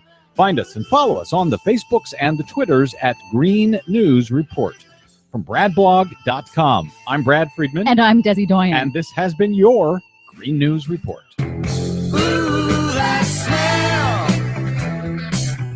Can't you smell that smell? Ooh, that smell. If you take what I would call a reasonable scientific approach to that, we believe those consequences are manageable. They do require us to begin to exert or spend more policy effort on adaptation. And as human beings, as a species, that's why we're all still here. We have spent our entire existence adapting. Okay, so we will adapt to this. Yes, we'll figure it out, and I'm sure there'll be a profit motive at the other end of it. I'm sure there'll be some cash in it for the ones who figure out how to bottle air so that we can all breathe. Just kind of a thought, or maybe the umbrella people will be fine. People who sell that stuff you slather on your arm, just fine.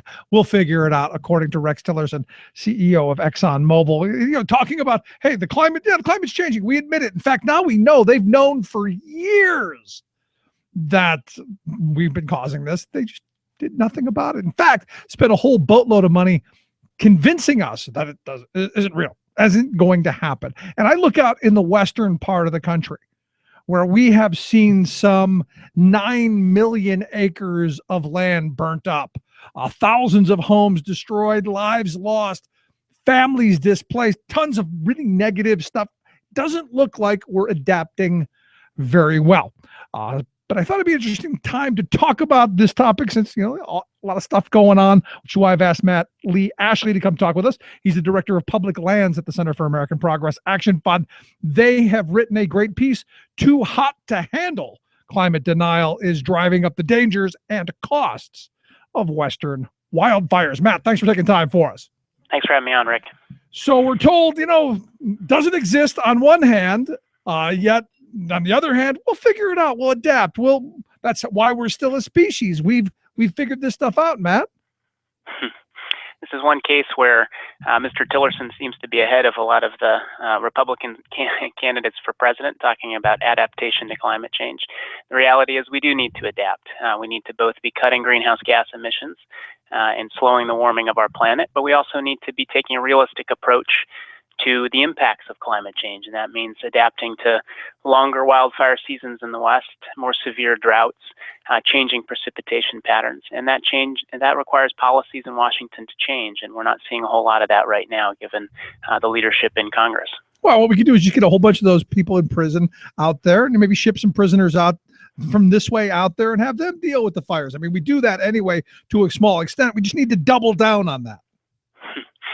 The reality is we're going to see wildfires here in the next decade burn even larger amounts of land in the West. And the truth is some of that relates to historic management of forests and fire suppression policies going back a century. But the U.S. Forest Service is also telling us that fire seasons are getting longer because of climate change, 78 days longer on average now than they once were. And that means that it's more dangerous to fight wildfires in the West. It's also more expensive. And we are projecting that over the next decade, the federal government will have to spend about $2.8 billion a year to fight wildfires. That's up from about $1.7 billion a year in the last few years. So staggering costs, and we're going to need to face the reality that the climate is changing, and we're going to have to update how we budget for wildfires, and we also are going to need to work to reduce the risks of wildfires. Now, or we can just blame the people who live in the West for living out there because they know there are wildfires out there, kind of like we do to people who live near water. Well, there are challenges stumped here. You are. There are, it's true. There are some changes that need to be made to how we plan for urban development in the West, and building homes that aren't in such fire-prone areas, but also trying to work to reduce fire risk and restore some health of force around communities, and making it safer for firefighters to get in there and protect homes. But an underlying reality that we have to address is that climate change is making these wildfire seasons longer and more dangerous, and that means that members of Congress, who are many of them climate deniers, are going to have to acknowledge the science and say our budgets need to adjust to recognize that costs are rising, and we need to provide the resources that Western communities need to adapt to these changing conditions. How do these fires start? I mean, there's a lot of, I've seen a lot of different information that, the heat has a lot to do with this, but, also Smokey Bear's not doing his job. That's a combination of natural and human-caused fires, lightning strikes in some cases, but also negligence in others. And it obviously risks go up when you have a part of the country that is going through drier years. California obviously had a very difficult fire season this year, and they had another drought year after several in succession. When there's a wetter winter followed by a very dry spring and summer, fire risks go up, and so both natural and human causes can ignite a catastrophic wildfire in no time. But the general pattern that we're seeing here, as climate change, its impacts are even more felt, is that the risks keep getting greater and greater, and the sizes of the fires keeps getting larger, and that means more danger to structures and property, but also to human life. I mean, we're talking thousands of homes lost, and then all of those folks displaced, and all of this economic loss. This is a very serious problem. It is a very serious problem, and it is only one of several categories of impacts of climate change that we're seeing, particularly in the West. I mentioned drought, and as you know, Rick, water is in short supply in many parts of the West, and so Western states are having to adapt to the potential for water shortages and less water, and that means updating century-old agreements and working out flexible arrangements among states to share water and to move water and use water more efficiently. People on the ground in the West are already adapting to the reality of climate change. Water users, water boards, land managers, mayors, county commissioners, etc. There's a huge disconnect, though, between how local leaders are adapting to climate impacts in the Western U.S. and how their elected officials in Washington and how presidential candidates on the Republican side in particular are failing to acknowledge the reality here and are failing to help provide the changes that are needed to federal policies to support those local adaptation initiatives. So what kind of policies were we talking about? Look, a couple of years ago, we made our way out to the Grand Canyon, and you take a look at Lake Mead there, for instance, and there's a massive loss of water there. It looks like a huge bathtub ring around the entire thing, and that's millions of gallons of water that are just gone. So what's the policy change? On the Colorado River, it's going to require more flexibility among states up and down that river, so that if farmers in the upper basin in the Colorado aren't using water, they're letting lower basin users use it. It means improving the health of the ecosystem. But it's not just in water. In wildfires, there is an immediate change that needs to be made to how we budget for fighting wildfires. President Obama has sent a proposal to Congress that would treat the 1% to 2% of wildfires in the West that are really catastrophic in nature as natural disasters, which would allow federal agencies, the Forest Service, to access disaster funding to fight those fires. Without that change, we're going to see more of the same budgeting problems that they've run into year after year. What happens now is the Forest Service in a bad fire year like the one we just went through runs out of money in the middle of the summer, and they have to raid other programs to pay for wildfire suppression efforts. And that means less money for recreation programs, less money for forest restoration, environmental cleanups, and then Congress has to go and try to backfill the money. Congress needs to fix that problem. It's a simple fix. It means acknowledging the reality that some of the wildfires we fight these days are catastrophic in nature and should be treated as natural disasters. Yeah, I'm with you, and I think a lot of people agree. But I'm thinking about this in the frame of Naomi Klein's, disaster capitalism. It sounds like a good business opportunity to start a privatized firefighting company to go out there and then bilk the taxpayer because, hey, you want us to put out the fire, don't you? Well, we have a proud tradition in the U.S. of the U.S. Forest Service and the National Park Service having professional wildland firefighters who lead the firefighting, especially in the summer months, and they supplement their teams with seasonal firefighters. It's an extremely dangerous job. It takes a lot of expertise, and I think it's important that support for federal wildland firefighters remains strong. That's obviously supplemented by state and local fire departments. So I don't think you want to be going and privatizing the Forest Service's firefighting team. That would probably not be a good idea in the long term. Well, I mean, I very little of what we privatize, I think, is a good idea in the long term, but just seemed like another really good opportunity to profit. Well, it's hard to know, all the ways that the business community will provide solutions that are real and imagined to adapt to climate change. But, there are a lot of very smart people who are working on natural resource management that are using the scientific modeling that's out there to change how cities, for example, use water so that they're using water more efficiently, how farmers are using water, so they're using water at the right times of year to maximize efficiency. So there are technical and technological solutions here that can help with adaptation in the private and the public sectors. You're listening to The Rick Smith Show here with Matt Lee Ashley. He's the Director of Public Lands at the Center for American Progress Action Fund. You can check out their piece, Too Hot to Handle. We've got a link at thericksmithshow.com. Just click on Matt's name. I mean, at the end of this, Matt, isn't the reality that we've got to be changing how we use energy and where we get it from? I mean, I'm always taken.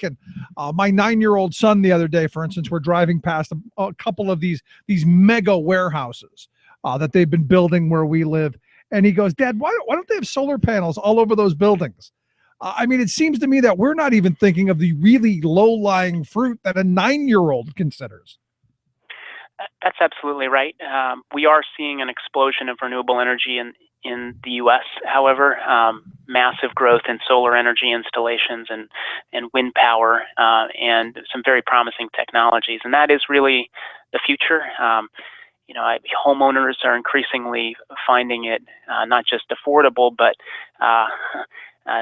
saving them money to install solar panels on their houses. And we need to be continuing to create the incentives to do that and avoiding unnecessary barriers that make it more difficult for homeowners to power their own homes. Yeah, we used to have a really strong solar energy program here in Pennsylvania until the Republicans destroyed and allowed the renewable energy credit program to just go bust. And immediately the entire the residential solar industry, just the bottom fell right out here in Pennsylvania because you've got such short-sighted folks who are in the drill baby drill category. If it's not Rex Tillerson's ExxonMobil, it's the Marcellus Shale that they're pimping for, and everything else be damned. That's troubling. And what you see is states that have progressive forward-thinking energy policies that are encouraging renewable energy, have renewable electricity standards. They are leading the way both on clean energy, but also in job creation in those sectors. You look at a state like Nevada, which has dramatically increased the scale of its installed solar capacity, has utility-scale solar in the desert. They are not only installing solar, they're designing it, they're building it there. That's those are the states that are leading the way. I think every state should be aiming to be a leader in clean energy growth. The other thing I'll say, Rick, is that on public lands in particular, so we're talking about national forests and Bureau of Land Management and other federal government lands, we've seen a big transition in the last few years toward a cleaner suite of fuel supplies coming off of public land. So more wind power, more geothermal, more solar. But there are still policies that are subsidizing and encouraging coal production on federal lands in the Powder River Basin. Big changes that need to be made to how oil and gas is drilled and produced on federal lands. So there is still much more work to do to get the energy supply that's coming off taxpayer-owned lands to be cleaner and safer. Yeah, but what do you say to the person who says, we can do all those things, the wind, the solar, the geothermal, all that stuff, mice and wheels and kids on bicycles. It's not going to be enough for our energy needs. Well, scientists out there and energy market experts say that it is, and it will take some time to go through this energy transition, but we are well on our way. We've begun by jump-starting renewable energy and transitioning increasingly from coal to natural gas, and that will be a bridge fuel. But it's a combination of energy efficiency and savings, renewable energy, and creating more choices for consumers. You shouldn't have. You should be able to power your own home using solar energy. You should have more choice of fuels in the transportation sector. So I think we're in the middle of an energy revolution in this country, and as everybody knows who has a smartphone in their hand, as technology takes hold, it can move very, very quickly. We just need to ensure that the technology, the policies are there so that we're not standing in the way of that technological development. Good stuff. Last question I've got for you. How do we make sure that this moves? What do we do? I mean, out here on the East, we don't have I got to be honest, I don't know what fire season is. And in fact, it's kind of scary to me that we have a fire season. But what do we do to help? Well, wildfire is a natural part of ecosystems across the country, in the West in particular, but it's the type of wildfires we're seeing now that are catastrophic in nature. We need to do a couple things. I mean, one, obviously, is provide the Forest Service and other land management agencies the resources they need, and Western communities the resources they need to adapt to those changes in the ecosystem. But we also, at a root level, need to begin to do more to cut carbon pollution in this country and internationally. The Obama administration is very much on the right track. That effort will need to be carried forward by the next president, whoever that may be. And there is a huge disconnect right now between how the presidential candidates on the Democratic side and the presidential candidates on the Republican side are talking about this. Climate change is not in the conversation. Climate solutions are not in the conversation in the GOP debates. It's a very different story in the first Democratic debate. There was lots of constructive discussion about it. So it is absolutely critical that the next president be willing to tackle climate change and build a clean energy future for this country and continue the progress we're making.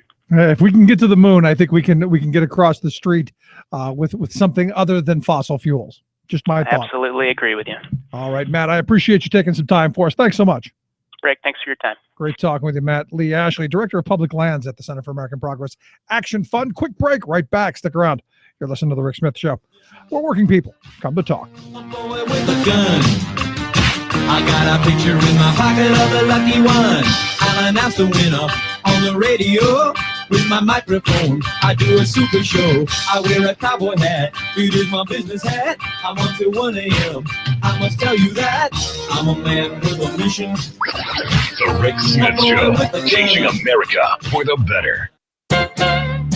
At last, America's political leaders indicate that they now feel the pain of the poor and of the millions of working families slipping out of the middle class. Congress had previously paid no attention to the ever-widening chasm between the rich and the rest of us, but it has recently emerged as a central issue for such Republican presidential contenders as Jeb Bush, Ted Cruz, Rand Paul, and Marco Rubio. They're publicly lamenting the wealth gap and, by gollies, proposing solutions. Alas, though, the solution proposed by each of them is not to provide help for those who've been knocked down, but to offer aid to the same corporate elites who've been knocking down the middle class and holding down the poor.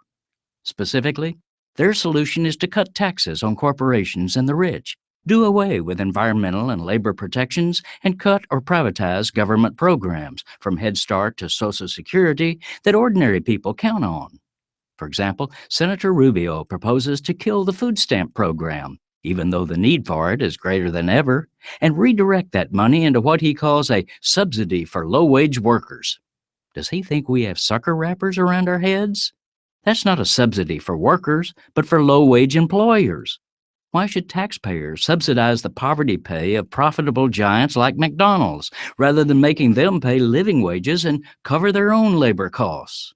This is Jim Hightower saying, I guess we should count it as progress that candidates are at least having to admit that inequality is a problem. But come on, offering the same old failed anti-government snake oil is an insult to the American people. Jeb Bush shows how vacuous their flimflammery is by saying that to address the ever-widening wealth and income gap, he'll, quote, celebrate success and cherish free enterprise. Gosh, what a comfort that'll be to America's hard-hit majority, huh? To get more of Jim Hightower's populist take on what Wall Street and Washington are up to, visit www.hightowerlowdown.org. Remembering that united we bargain, divided we beg. Rick Smith. We need to stand united for undivided, we shall never fall. Remember all, we need to trust in and then forever call our brothers and our sisters. And are you and I aware? You and I both know that we can't rely on it. The time is prime, planets align, ain't no mistaking. For union resurrection, Welcome back to the Rick Smith Show. Check out the website, thericksmithshow.com. Questions, comments, something on your mind, you can email me, rick@thericksmithshow.com. Of course, if you miss any portion of the program, you can get the website there, thericksmithshow.com, where the podcast is. Also get the app on the smartphone. Take the program on the go wherever you go. This whole climate change debate, and I'm still amazed that the vast majority of candidates last night still head in the sand kind of folks. You would at least think they would take the ExxonMobil view of, well, yeah, it's real.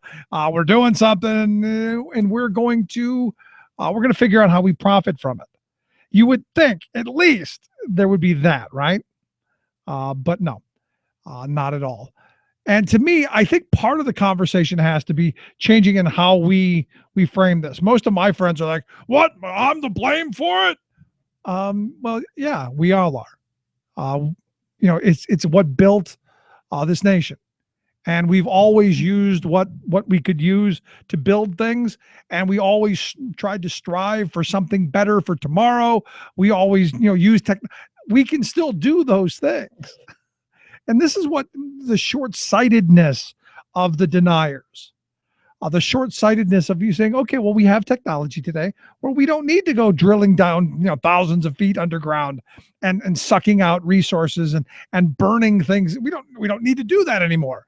We've progressed, and maybe we could spend a boatload more money and progress a little bit further. Just kind of a thought. Maybe the idea of investing in renewable energies where you go, you know what? Why is it that every one of these warehouses that are being built all over the place, why is it that they don't have their roofs out of solar panels? Why is that? Why is it my 9-year-old? Why is it my 9-year-old sees it, but we policymakers don't? How is that possible? How is it possible that my daughter, who says, it's awful hot here in the parking lot, why isn't there a walkway where we can go where it's under solar panels? Or why aren't the parking lots covered so our cars don't get hot? When you've got kids 6, 7, 8, 9 years old going, hey, there are ideas. We should try this. Yet the policy people are going, no, you'll have oil and you'll like it. Because we want to what? Come on, say it with me. Drill, baby, drill. Kind of nuts. Just kind of nuts. And last night didn't do anything to help it. And when we come back, I'm going to talk a little bit more about the big debate, where it goes from here. Is the Jeb gone? Who's next? Who's out? Lots to talk about. Let's take a quick break. Right back. Stick around. Listen to the Rick Smith Show. Just make us be brave. Make us play nice. Let us be together tonight. Thought-provoking, intelligent conversation with a heart. The voice of the working class, Rick Smith. You're listening to The Rick Smith Show. You're listening to The Rick Smith Show. For more information, go to thericksmithshow.com. If you've missed any portion of the program, you can download the podcast at thericksmithshow.com. You're listening to WIN, Workers Independent News, a production of Diversified Media Enterprises. I'm Doug Cunningham. The UAW's GM Council approved the proposed tentative contract with GM Wednesday. The 52,000 UAW workers at GM will now vote on whether or not to ratify that agreement. At a press conference in Detroit, UAW President Dennis Williams said this agreement is a strong contract. We believe this agreement gives UAW members significant raises and stronger benefits and will strengthen members and their families, our communities, and our union. By standing strong and united together, the bargaining committee secured better pay, a clear path to the traditional wages for all current members, and commitments to keeping jobs and products here. Amazon warehouse workers at the Port of Los Angeles launched a strike Wednesday as striking port truckers continued their picketing. The Amazon warehouse workers from Cal Cartage Warehouse are supported by the Teamsters Union, as are the truckers. Among the things the truckers want are classification as employees, the right to form a union, immediate company repair of unsafe trucks, dignified break rooms, and a place to prepare meals and rest during their long work days. I'm very confident that we'll win this election. Ultimate goal's always been to get a contract, and this is just one of the avenues that we see to try to get some of our members already started and already in and get a contract. We've had a lot of outside interference before. Hopefully we won't have it now. Hopefully we can let the people there in the plant that work there every day decide this election this time. UAW Local 42 President Mike Cantrell talking about an upcoming NLRB election for skilled trades workers at VW's Chattanooga, Tennessee plant. Cantrell says the local meets regularly with VW management and is still working toward getting a collective bargaining agreement. He says he expects the skilled trades union representation election to happen by mid-November. Cantrell says workers at VW need union representation and is good for America's middle class. I'm more pro-worker, pro-middle class, pro-labor than anything else. We all know we have a shrinking middle class for the last couple of decades, and our tax base is shrinking, our wages are shrinking, and the rich continue to get richer, the poor are left behind, and the middle class still continues to be overtaxed, overworked. And one of the only avenues that I see is collective bargaining, people unionizing, getting together, asking for what's fair, and trying to level the playing field and have checks and balances. And that's what we're trying to do. Workers Independent News is brought to you by the American Federation of Teachers and its 1.6 million members working to reclaim the promise of public education, health care, and public services for our students, their families, and our communities. More information online at aft.org. If you like what you hear in this newscast, like us on Facebook, follow us on Twitter, and visit laborradio.org. You've been listening to WIN, Workers Independent News. For more information, visit laborradio.org. We don't win. Let me give you one quick example. These folks, CNBC, they had it down at 3.5 hours. I just read today in the New York Times, $250,000 for a 30-second ad. I went out and said, it's ridiculous. I could stand up here all night. Nobody wants to watch 3.5 or 3 hours. It was a big sacrifice, and I have to hand it to Ben. We called Ben. He was with me 100%. We called in. We said, that's it. We're not doing it. They lost a lot of money. Everybody said it couldn't be done. Everybody said it was going to be 3 hours, 3.5, including them. And in about 2 minutes, I renegotiated it down to 2 hours so we can get the hell out of here. Not bad. Not bad. And I'll do that with the country. We will make America great again. And thank you, everybody. Just for the record. When I played my hand, looked like a joker, turn around. Fate must have woke up, 'cause Lady Luck, she was waiting outside the door. I'm winning. Ah, yes, winning. And thank goodness. Thank you, Donald Trump. And I didn't think I'd ever say this, but thank you for your negotiating prowess so that we didn't have to endure a third hour of that. So thank you. And for that, maybe he deserves to be the front runner of that circus that we got to see last night. Anyway, here to talk a little bit about what happened. Oh, jeez. We've asked our good friend Joshua Holland. He is a writing fellow over at the Investigative Fund at the Nation Institute. Joshua, thanks for taking time for us. Thanks for having me, Rick. So, winning. Well, look, he was right about that. I was really pleased to have it not drag on into a third hour. The debate before was just seemed like it went on and on and on. And they have the kids table beforehand. So, you're talking about 2 hours of debating before you even get to the debate. Yeah, I didn't watch the kids' table. I don't really care about Rick Santorum. I don't care about Bobby Jingle Jangle Jindal or the other, Lindsay and Pataki. I don't care. I do think, however, we should just send like the main event, except more pathetic. Yeah, but because they were all losers at polling it at 1%. I do think we should be dropping some of the main event down to the kids' table. I think the Rand Pauls and those, they should be Huckabee take his Trump tie and down to the little kids' table. Well, in all seriousness, this is a very weird campaign in that you have the two front-running candidates who all the conventional wisdom say are going to collapse.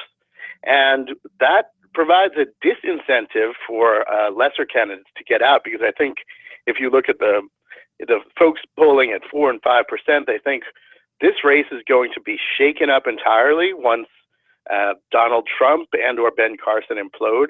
So I might as well hang around. There's supposed to be a winnowing process. I think that you would see people jumping ship much sooner if there was a clear front runner that the establishment was behind, and that's not the case in this race. But at the end of it, by having the kids' table, you're continuing to have the hangers on still sticking around. I think at some point you got to weed them away. If you're just not getting it, you're just not getting it. Well, those lesser campaigns just squawked loudly enough.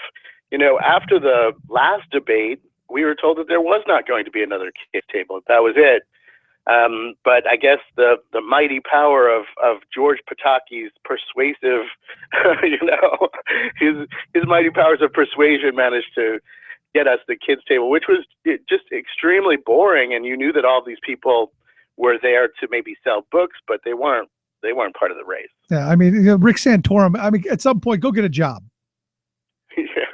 I'm sure Yum Brands is hiring. You could help their CEO pad his pension fund. But, in looking at this, there were some very important frames for me as an observer. I look at Carly Fiorina saying, the government has no role in retirement. There shouldn't be minimum wage. You look at Chris Christie saying, Social Security is just a bunch of IOUs. And my mind's going back to, 100 and some years ago, where you've got the Lochner era, where if you're desperate enough to work in horrible conditions for no wages, you've got the liberty to do that. No child labor laws, no maximum hour laws, no minimum wage. That seems to be where those folks last night on the stage want to take us back to. I was struck by just how brazen their anti-governmentalism is. And it's really a facile kind of argument. They never get into specifics, right? So, the reality is that you will never do too badly kind of demonizing the government in general, saying, railing against big government. But when people stop to think about what the government does, firefighting and meat inspection, et cetera, well, they like the government services that are provided. So it's, it's not an honest argument. It really isn't. Of course, there's areas where I think we all agree that government overreach can be a problem, but that's like the national security state, not in student loans and things like that. Yeah, I still, Rand Paul saying, I want government so small you can barely see it. Yeah, it was really, it was remarkable. You expect that to a degree. It's a Republican debate, but I don't remember quite the level of knee-jerk hostility towards government in the previous debates. So who do you think won? won? That's because this one was focused on the economy. Right. So who do you think won this round? Well, I guess it's hard to say. The conventional wisdom is that Marco Rubio was the big winner. I thought that Ted Cruz got the biggest laugh lines. He attacked the moderators and accused them of being biased and asking substance-free questions. This was, by the way, in response to a very substantive question about, his opposition to the bill that would raise the debt limit and keep the government funded. And, this is an area where it's low-hanging fruit for Republicans to accuse the moderators of being biased. And I recall that in Newt Gingrich in 2012, in January, he attacked CNN's John King, and he was at 18% when he did it. In the following week, his numbers rose to 31%. He took the lead for a while. So this is a tried and true tactic. Chris Christie also got in some good shots. I think the big loser was obviously Jeb Bush. Yep. He was basically, everybody beforehand was saying he has to have a very big night, so the expectations were there, and he was just virtually invisible. He certainly did not have his brother's handlers, who anytime there was a debate always set the bar at, if he doesn't trip over himself and he can pronounce his name, he wins.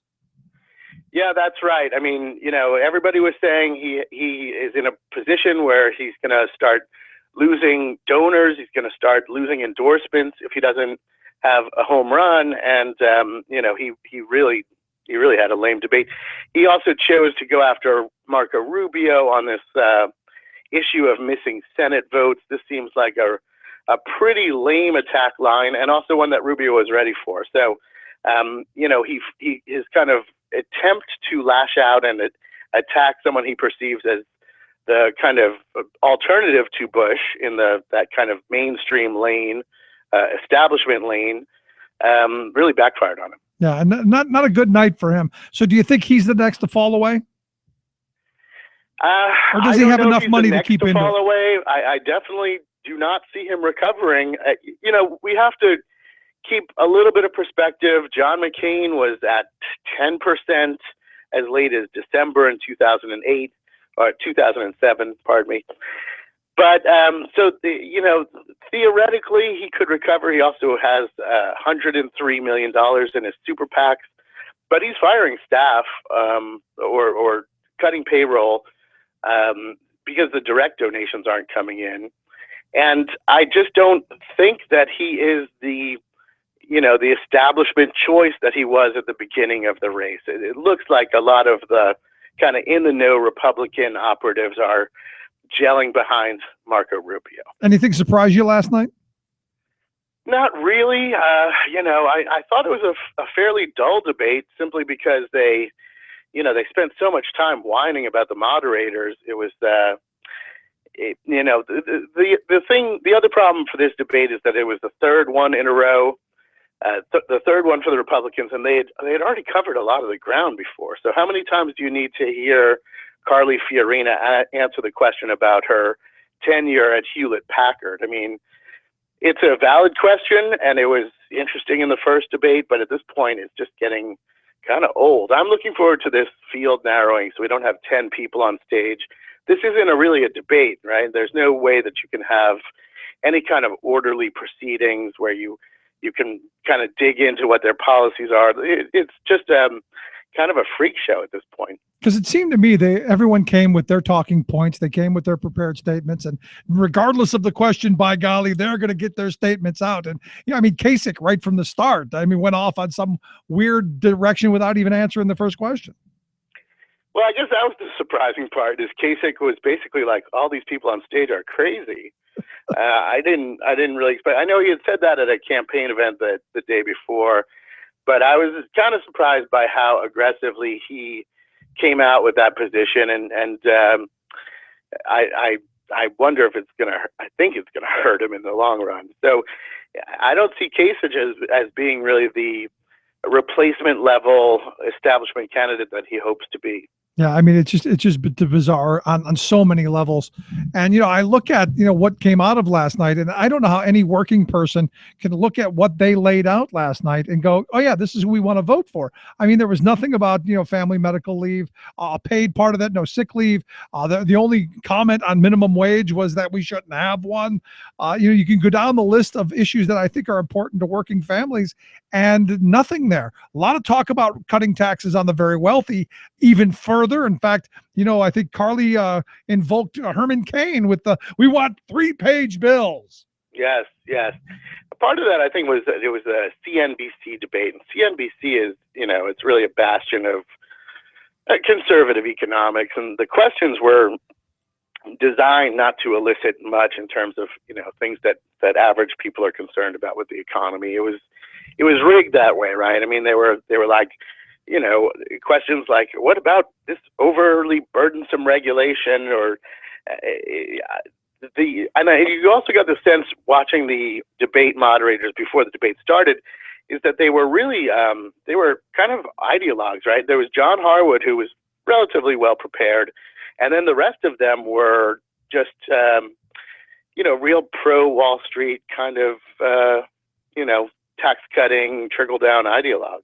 But, given that what you just said, how is it then you can go after them and say that, you're ideologues against us when basically their ideology and everything that the Republicans seem to be spewing, lower taxes for the very wealthy, tax cuts for businesses, deregulation, all of that stuff, screw workers, should be right in line. They should be singing Kumbaya, not attacking each other.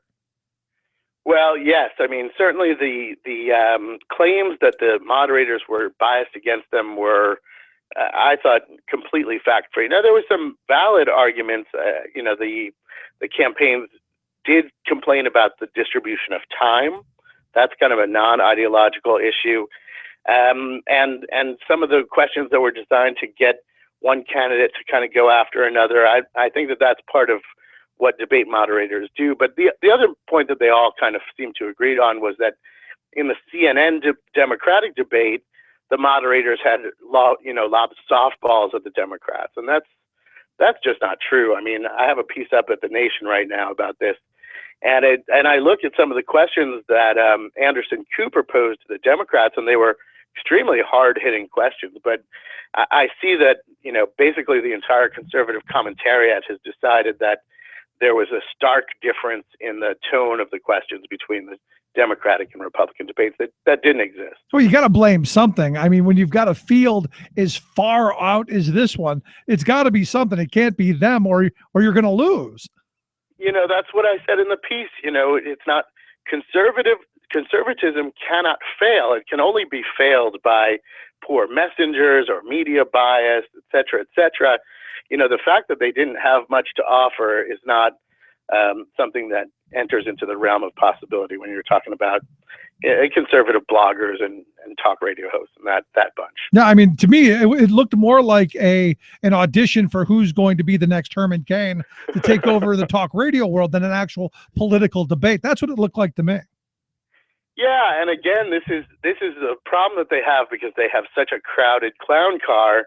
When you have 10 people on stage, I think that there were valid complaints about the debate moderators, but at the end of the day, there's no way you can have a real discussion with 10 people in a 2-hour period. I don't think it's possible. I'm with you. And that's why I started off. Thank goodness for Donald Trump narrowing this down to 2 hours so I didn't have to endure another minute of it. Last line of questioning I've got for you. Today's a very interesting day in history. Today was Black Tuesday, 1929, beginning of the downward spiral, the crash, the beginning of the Depression. I find it interesting that this is the day we're talking about all of the bad policies talked about last night in the debate that I argue would take us right back to that day. They're advocating for all the things that caused what happened today in history, in my view. And at the same time, there's an interesting book coming out, or maybe it's out by Ian Millhiser, who argues that in conservative legal circles, the kind of Lochnerian rationale that private property trumps all other considerations is making a comeback. So that's what the Supreme Court did to try to, use to try to derail much of the New Deal, and it's still out there. Yeah, well, I mean, that Lochner era mentality, if Joshua, you're desperate enough, your kids are hungry enough, and you're desperate enough to work in horrible conditions for no wages and bear all the responsibilities, it's all on you, brother. That's right. That's right. Sad stuff. Joshua, I appreciate you taking time, sharing a bit of your insight and a bit of your work. Thanks so much. Thanks for having me, Rick. Great talking to Joshua Holland. He is a writer over at the Investigative Fund with the Nation Institute. We've got a link to their website, thericksmithshow.com. Just click on Josh's name, take you right there. Quick break. Right back. Stick around and listen to The Rick Smith Show. There's a flaw in the system, and the fly in the ointment is gonna bring the whole thing down. Floodgates are open, we've let the demons loose. The big guns have spoken, and we've fallen for the ruse. I'm Rick Smith, and this is Labor History in 2. On this day in labor history, the year was 1929. That bleak day is now known as Black Tuesday, the day of the stock market crash that marked the start of the Great Depression.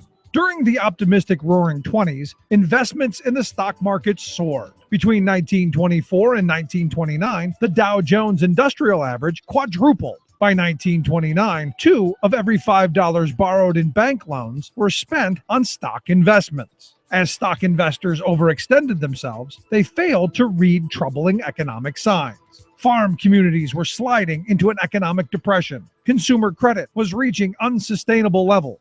The first signs or trouble began on Black Thursday, October 24th, when the market lost 11% of its value. Then on Monday, it slid another 13%. By Tuesday, the market opened in a melee. In the first 30 minutes, 13 million shares were sold. At the time, stock transactions were recorded on ticker tape. According to Time magazine, by the end of the panic-filled day, 15,000 miles of ticker tape had been printed. The final totals were devastating. The market had dropped another 12%. Stocks continued to fall over the next few weeks. In all, $25 billion was lost. That equals more than $300 billion in today's money. The events of 1929 signaled the beginning of a global economic depression. The depression was devastating for working people. Before the depression, there were 25,000 banks in the United States. By 1933, 11,000 of them had failed. Families saw their entire life savings wiped away overnight. Unemployment soared to 25%. President Franklin Delano Roosevelt implemented his New Deal policies to put people back to work. Like what you hear? Check out more at laborhistoryin2.com. Tales of American Political History with Clinton Porter Hackney. We've been discussing the beginning of Grover Cleveland's second term as president. Cleveland took office in March 1893, and his pledge to repeal the Sherman Act and his reputation for honesty soon collided head-on. Repeal of the act would be a difficult congressional battle, and the need for Cleveland to maintain strong, confident leadership was important. By June, the White House doctor had found a tumor in the president's mouth and anonymously sent samples to Army medical personnel. Until almost a century later, the diagnosis was up for historical debate, but Cleveland decided to have it surgically and secretly removed. Americans were told that their president was taking a vacation cruise. In fact, Cleveland surgeon Joseph Bryant created an operating room on a yacht owned by a friend of the president. On July 1st, they were ready. Join us again for the conclusion of the cover-up. This is Clinton Porter Hackney at cphackney.com. Chances are, when you took a shower this morning, an AFSCME member made sure that water was clean. When you drove to work, an AFSCME member maintained the road. When you rode an elevator, an AFSCME member inspected it. I'm David Philman, Executive Director of AFSCME Council 13, the American Federation of State, County, and Municipal Employees. AFSCME members enforce regulations, keep prisoners behind bars, take care of patients, protect the environment, and more. The work isn't glamorous, the salaries aren't high, but AFSCME members serve the public in every aspect of our daily lives. Chances are, you'll never see that AFSCME member working in a sewage plant, diving underwater to repair a bridge, or answering a 911 call. But aren't you glad they do? For more information, visit AFSCME13.org. We are AFSCME. We make Pennsylvania happen! Just a day job that someone's got to do. It's kinda hard when everyone looks up to you. Try to make it look easy, gonna make it look good, like anybody would. I'm just your average, ordinary, everyday superhero. Welcome back to the Rick Smith Show. So in talking about taking us back to the days of Lochner, and I've been talking about this for several years. This is not new on this program. In fact, I've been probably talking about it for the last decade on this program, because it's been, in my view, and not because I'm smarter than anybody, but because I see what's going on. I see the policies, and I study where we've been. We've been in the situation where you have a desperation class of working people who, look, the jobs are what they are. They all pay poverty wages. They all pay, miserable wages with no benefits and horrible working conditions. And the argument of, well, if you don't like it, go somewhere else. You can't go anywhere else because they're all like this. And I look at the story that I came across today, that in California, in the Bay Area there, Amazon is going to 1 hour delivery. Think about this for a second. A 1 hour delivery option. Now you're going to pay for it. Obviously, it's going to come at a cost, but you want your little widget or whatnot, and you want it in an hour delivered to your door. Bang, we got it. And what does that mean? Well, what it means, it means we're going to cheat somebody out of wages.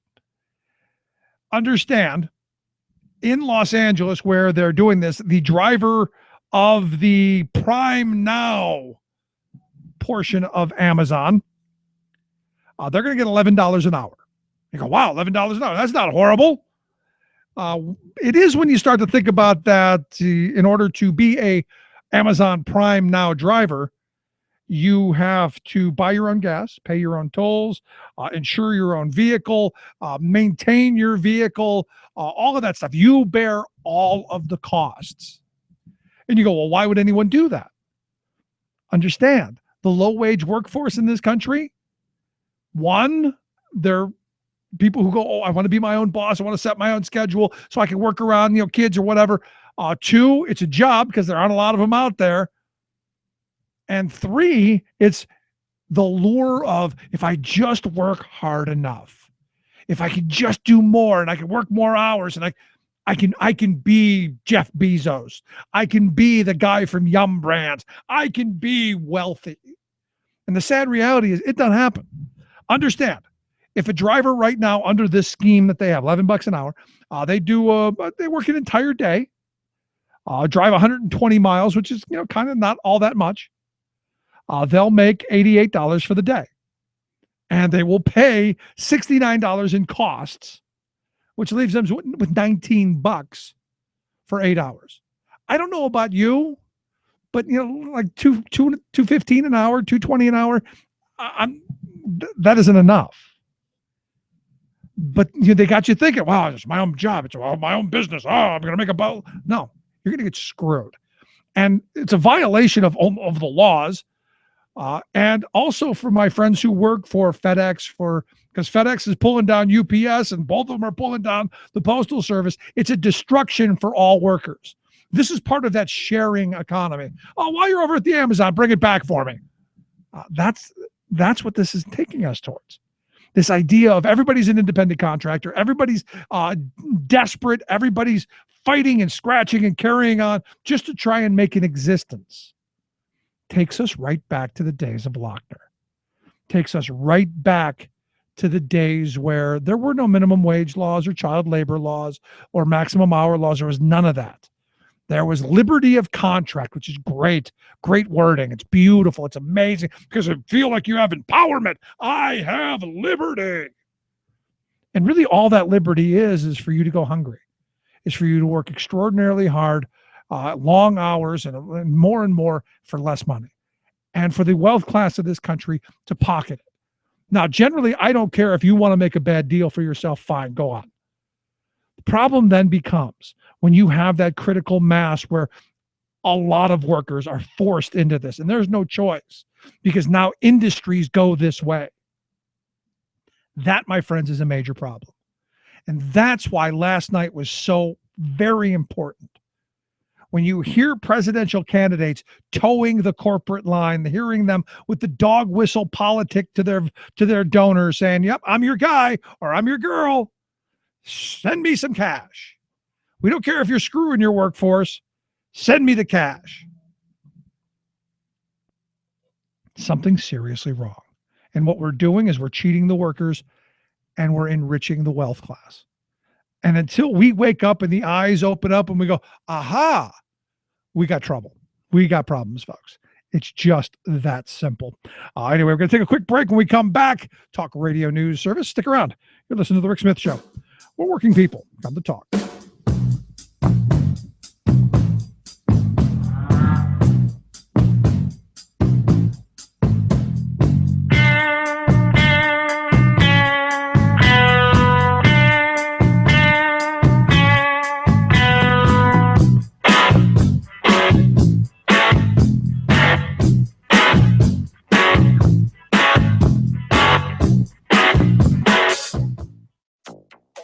The leaders in your party wrong on the issue?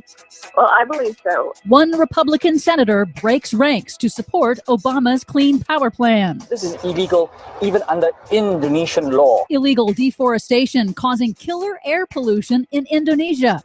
Washington, D.C. gets creative with the excrement floating out of the nation's capital. Oh, man. Plus, Senator James Inhofe has a plan to derail international climate talks. Of course he does. All of those plans and more straight ahead. From BradBlog.com, I'm Brad Friedman. And I'm Desi Doyen. Stand by for 6 minutes of independent green news, politics, analysis, and snarky comment. Some warming would actually be good. Well, thanks for doing your part, Rush Limbaugh. And that's a lot of hot air. This is your Green News Report.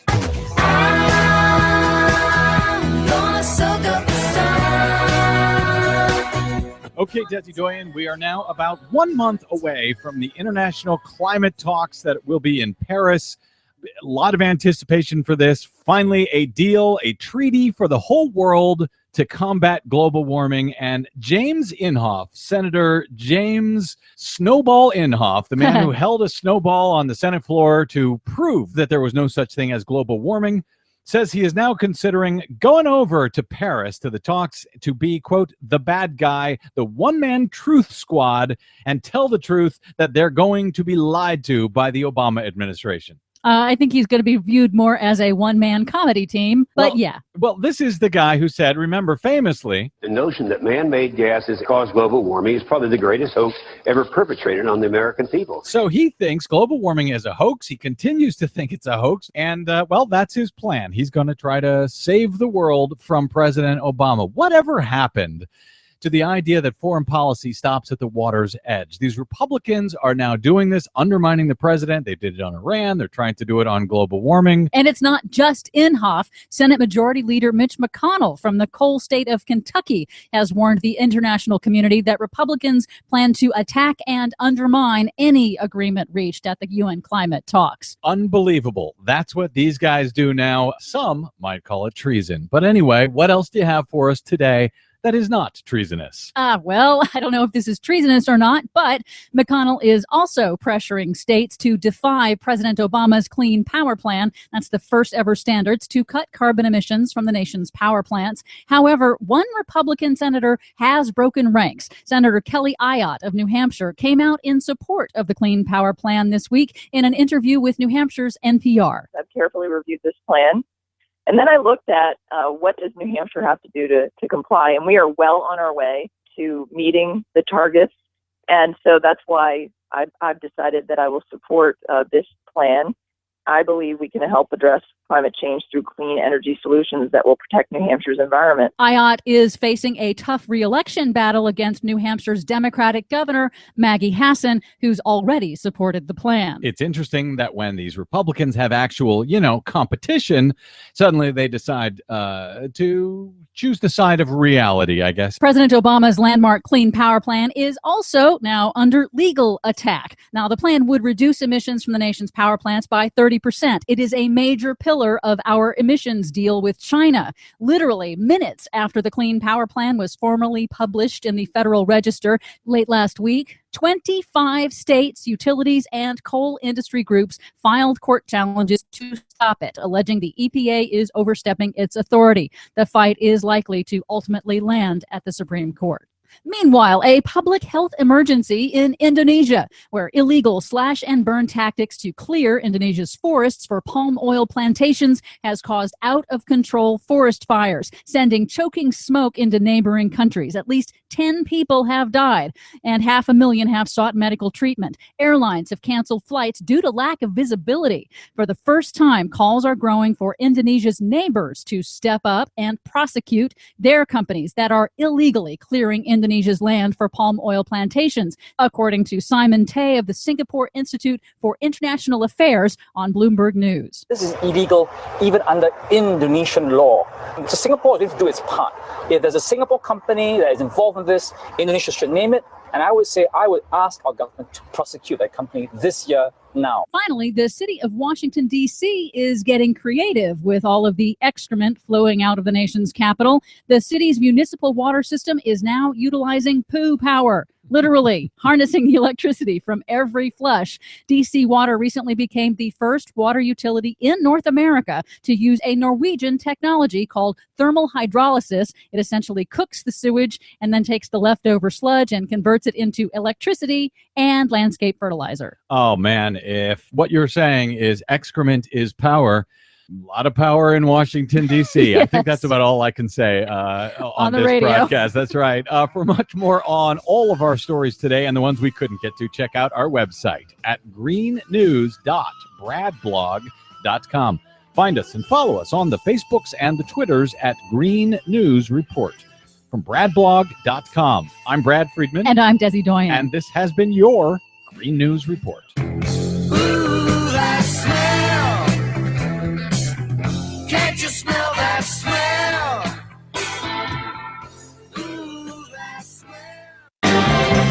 The most important issues of the day. This is the Rick Smith Show.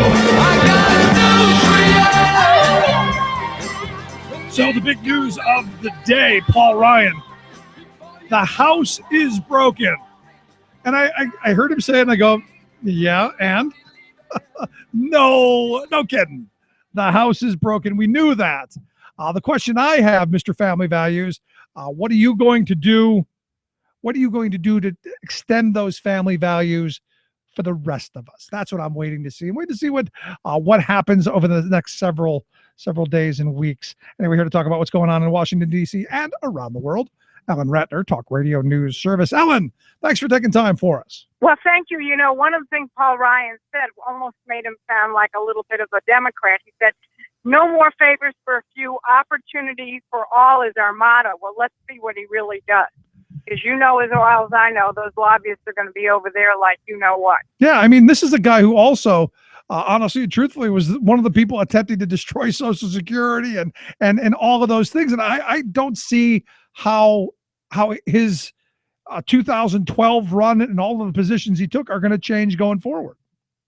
Well, I don't either, frankly, and that should be pretty interesting because, I mean, one of the things that he has really, said is that he is not going to, he's not going to bend over. He's going to believe that every committee should be empowered to make laws, that the minority should be worked with. Well, okay, let's see if he really does. Yeah, it's nice rhetoric, and you're right. We'll see if he actually does, and we'll see what happens in the coming weeks and months. But I did find it interesting that John Boehner, and I did not make any crying jokes as he was leaving the floor there. Right. I mean, it's interesting because nobody knows what he's going to do. Is he going to be a lobbyist? Is he going to go back and live in Cincinnati? Although he did mention Cincinnati in his final speech, so that was kind of interesting. From what I hear, he's just going to find a bar stool somewhere. Well, that would not surprise me. So what were the events like today? Did you get to see some of the goings on, the pomp and the circumstance of the passing of the stick? He was the new speaker was escorted onto the floor by a variety of people. John Conyers, who's really senior member of Congress there, was the one who swore him in. Nancy Pelosi gave a lovely speech about working together. I mean, it was all fun and games today. Yeah, I mean, Warm to me, and fuzzies too. To me, the most telling thing was Virginia Fox tripping over herself to get next to him. Well, what do you expect? I mean, this is like what they do on the night of State of the Union. Well, a good point. Any predictions for him? Any thoughts? You're usually a pretty good judge of where things are going to go. Any thoughts of the Ryan tenure? I don't really know. Honestly, I think that he is going to, look, he's the youngest speaker in 130 years. So he is going to try and, at least what he says he's going to try and do, and I do believe him on this one, he's going to try and cut through the traditional lines and do some working together. Now, the Democrats seem relatively happy about him. They feel like he is somebody they've been able to work with. However, we don't know whether remember, he was a vice presidential candidate. He says he wants to spend time with his family, but does he have other aspirations? And if he does, then what is he going to do about the base of his party, who are sometimes nutcases? Yeah, I mean that's going to be one of the big things to see. And also, last night, did you get to see the big debate? I did get to see the big debate, and I thought CNBC did a terrible job, and I'm a liberal Democrat. Yeah, I thought they did a horrible job too, but I thought they've all done horrible jobs thus far, because I'm not into that whole turn to so-and-so and tell them what you think kind of thing. Let's talk about actual issues, but I got to be honest. It seemed to me that, and I don't know if you know, today in history, a very important day, Black Tuesday, back in 1929, the beginning of the Great Depression. Lots of the things they talked about last night, in my view, are what caused this day in history back in 1929. More power for the big corporation, more hands off, and back to the Lochner era. I think, just horrible policy talking Well, points. but they were trying to say that they don't want to consolidate power. Many of them were saying that. Then what I thought they didn't follow up on, which just drove me crazy, Carly Fiorina said, well, the text code, 73,000 pages. My text code will be 3 pages. Okay, fine. What's in it? Tell us. I'm with you. And then they let Ben Carson off the hook when he said, well, I believe basically in the concept of tithing, which is 10%. And then he was asked, well, what about other things? How are you going to make it work at that? And he said, well, 15%. I mean, guys, where's your plan? Well, there aren't any plans, and that I think that's part of the plan, that there isn't a plan that they can be. He says there's this plan on the internet, but please. There's a lot of things on the internet. You never believe what's on the internet.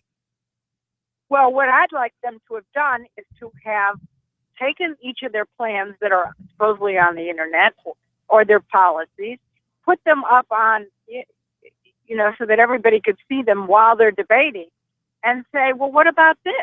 And ask them very specific. Wow, good for you. Now, what I find interesting, though, I mean, in CNBC's defense, I think no matter who it was, they were going to go after the media, and they were going to go, because it's easy to throw cheap shots that way. Well, sure, of course, but CNBC did not help their help it any. No, absolutely, and I'm with you. But at the end of it, when Trump goes after and attacks them, saying that you wouldn't vote for us anyway, those are people that are ideologically in line with what most of them were saying. Deregulation, tax cuts. They were the Wall Street crowd. You wouldn't think they would have been met with that kind of hostility. No, that's true, and that's kind of interesting. But it is also notable that the people who attend the debates live, those people who are clapping or booing or whatever, so each group has 10, 30 tickets. I don't know how many tickets they got for last night. Plus, then there are people who are donors to the party who get tickets. So you're not exactly getting, the guy off the street listening to the debates and being your live audience. Yeah, I mean, you've got the true believers in there. I hope everybody knows that. Well, we'll see, right? So let me ask you, who do you think, who won, who lost, who was crazy kind of thing? So who do you think was the one that's going to walk away the winner in this? Well, I feel like Mr. Rubio did very well for himself.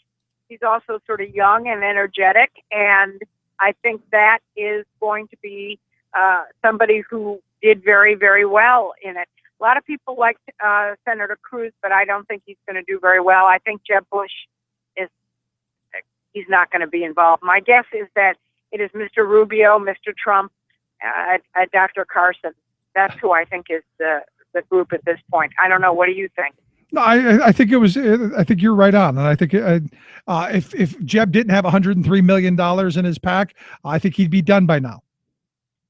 For sure, but he's done. He's got a lot of money. Yeah, and I got to be honest. I think Rand Paul doesn't. They should put him down at the kids' table along with Huckabee and his Donald Trump tie. You know what's interesting is Governor Huckabee talked a lot about, he actually mentioned it twice, he mentioned the cure strategy. And when he talked about the cure strategy as that if we had cures for these things, it would take care of a lot of our Medicare problems, he's absolutely right. Now, where he got that from, believe it or not, is when he ran for president the last time, my dear friend Jim Pinkerton, my counterpart on Fox,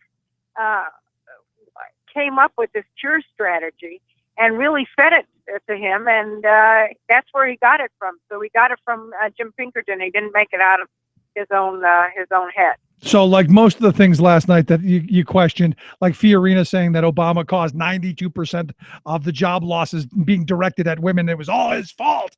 That actually is somewhat based in fact what Huckabee had to say.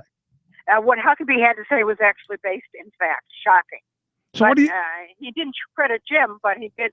He did at least talk about it. Yeah. So what do you think of Fiorina saying that it's all Obama's fault?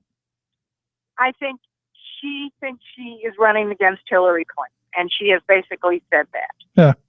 She's not, but she thinks she is. Fun stuff. I can't wait. I almost can't wait for the next one not to happen. We'll see when that next one not to happen happens. You know what? For me, the biggest plus out of all this, and thank you to Donald Trump for his negotiating prowess, that we didn't have to listen to another minute of it. I do. I think actually, apparently he and Dr. Carson got together and said this is not going to go on for 3 hours, and they were right on that front. Who the heck needs that kind of insanity? I'm with you. In fact, I think the next one they should split them up into two. We should have three. If we're going to keep the kids table, we should have 3 tables at least, because 10 people, way too many to have to deal with in a debate. Well, that's right, and you don't really get to question them in terms of what's going on.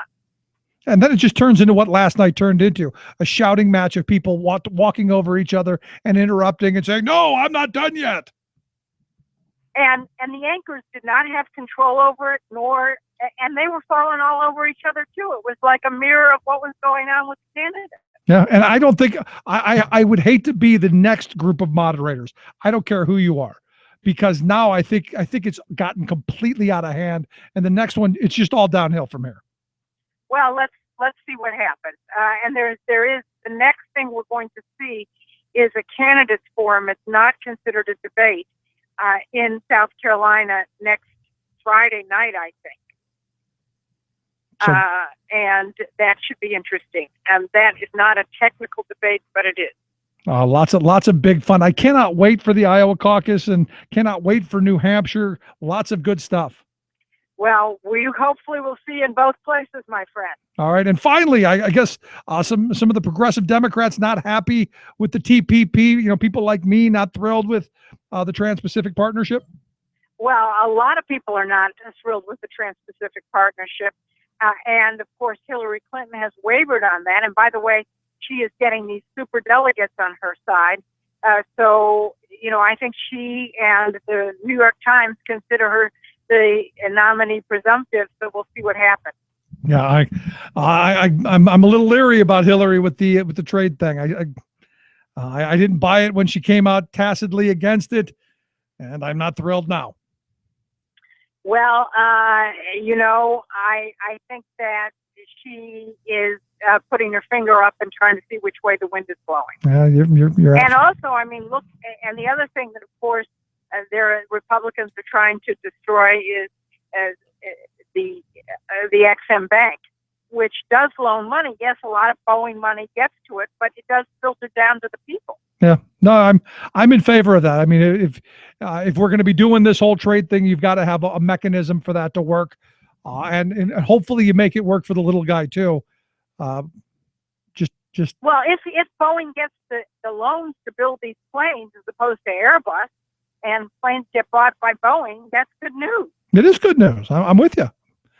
And the hope is that you helped out the little guy as well. I mean, you're going to do it for the big guys in. It's going to happen.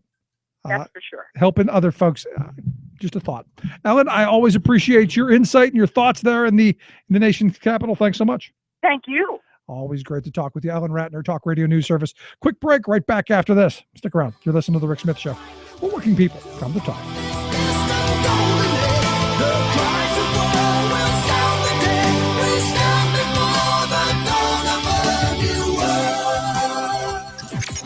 Radio of, for, and by we the working people. The Rick Smith Show. At last, America's political leaders indicate that they now feel the pain of the poor and of the millions of working families slipping out of the middle class. Congress had previously paid no attention to the ever-widening chasm between the rich and the rest of us, but it has recently emerged as a central issue for such Republican presidential contenders as Jeb Bush, Ted Cruz, Rand Paul, and Marco Rubio. They're publicly lamenting the wealth gap and, by gollies, proposing solutions. Alas, though, the solution proposed by each of them is not to provide help for those who've been knocked down, but to offer aid to the same corporate elites who've been knocking down the middle class and holding down the poor. Specifically, their solution is to cut taxes on corporations and the rich, do away with environmental and labor protections, and cut or privatize government programs, from Head Start to Social Security, that ordinary people count on. For example, Senator Rubio proposes to kill the food stamp program, even though the need for it is greater than ever, and redirect that money into what he calls a subsidy for low-wage workers. Does he think we have sucker wrappers around our heads? That's not a subsidy for workers, but for low-wage employers. Why should taxpayers subsidize the poverty pay of profitable giants like McDonald's, rather than making them pay living wages and cover their own labor costs? This is Jim Hightower saying, I guess we should count it as progress that candidates are at least having to admit that inequality is a problem. But come on, offering the same old failed anti-government snake oil is an insult to the American people. Jeb Bush shows how vacuous their flim-flammery is by saying that to address the ever-widening wealth and income gap, he'll, quote, celebrate success and cherish free enterprise. Gosh, what a comfort that'll be to America's hard-hit majority, huh? To get more of Jim Hightower's populist take on what Wall Street and Washington are up to, visit www.hightowerlowdown.org. From United Nations headquarters in New York, this is your World in 2 Minutes. I'm your host, Luke Farkas, with the Talk Radio News Service. World powers purportedly willing to explore a political end to the Syrian war will convene in Vienna at week's end. The notable invite this time around is Iran, which was not present at previous talks. Russia, Saudi Arabia, Turkey, and the United States will also join in. The hope is that means a heightened willingness to envision an endgame for the conflict, even if it's several years down the road. A new UN report on the fighting in Yemen says more than 90% of deaths resulting from fighting in urban areas have been civilian deaths. Aerial attacks killed civilians 93% of the time, compared with 94% for ground-based artillery strikes. Earlier this week, a Doctors Without Borders hospital was destroyed by airstrikes in northern Yemen, despite claims by the medical charity that it repeatedly communicated the facility's location to the Saudi military.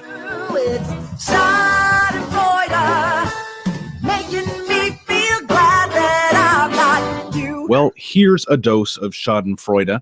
Volkswagen has posted its first quarterly loss in 15 years. It's a sign of the stiff financial pinch the German automaker expects to feel as it atones for installing illegal software in 11 million vehicles to manipulate their toxic emissions when in a testing environment. VW is setting aside $7.4 billion for civil and criminal charges from national authorities, as well as class action and individual lawsuits from consumers and investors. Not included in that sum are penalties, fines, and any direct compensation offered to customers. For more global news headlines, visit talkradionews.com. Would you dive 14 feet deep in the Susquehanna to keep a bridge safe? Would you spend night after night with prisoners to keep your community safe? Would you spend Christmas Eve plowing snow to keep roads safe? AFSCME members do. Men and women who choose to serve in public service. Mine inspectors, 911 dispatchers, healthcare workers, parole agents. You may not think about them, but no, they're all thinking about you. This message brought to you by AFSCME Council 13.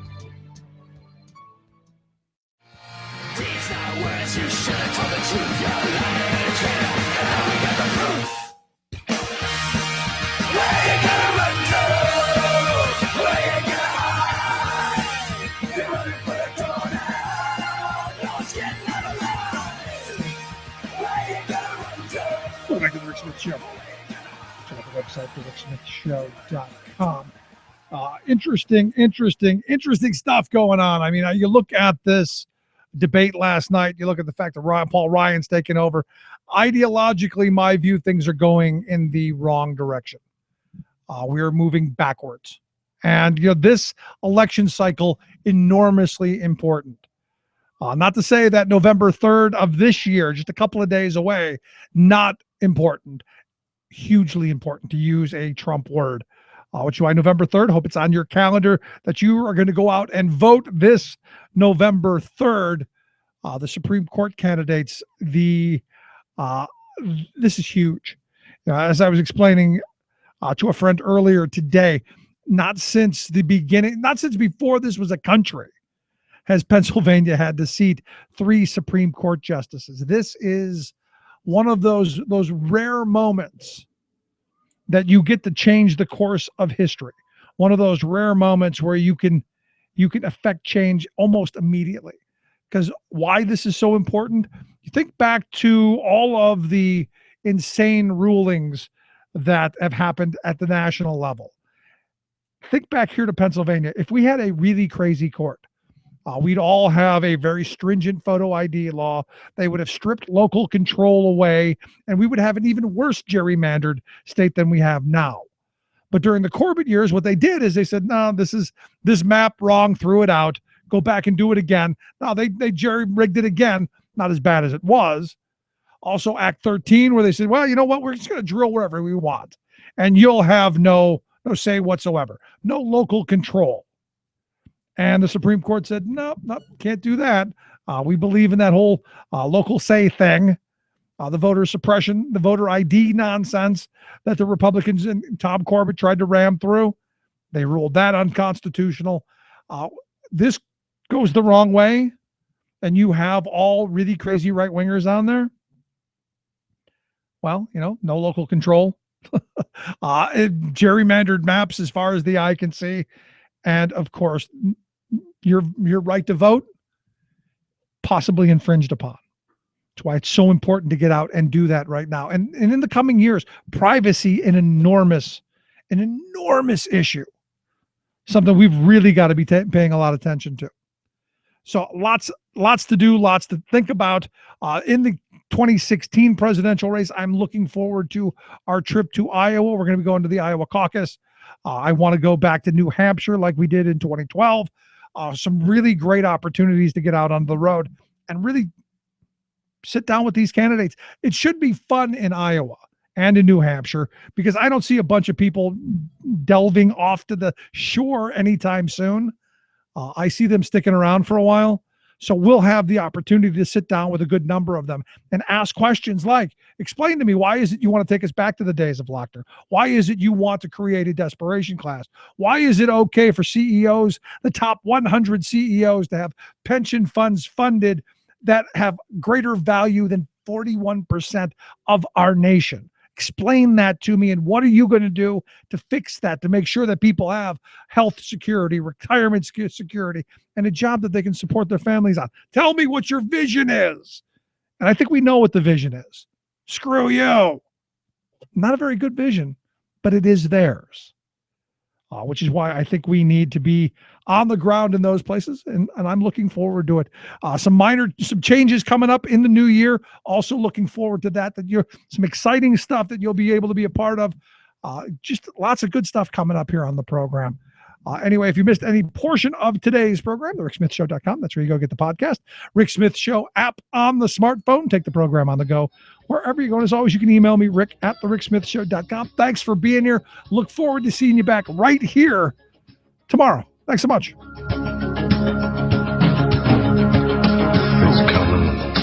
You've been listening to The Rick Smith Show. Together, we can make America better. Email rick@thericksmithshow.com or interact with us anytime at thericksmithshow.com. Until next time, this has been The Rick Smith Show, where working people come to talk.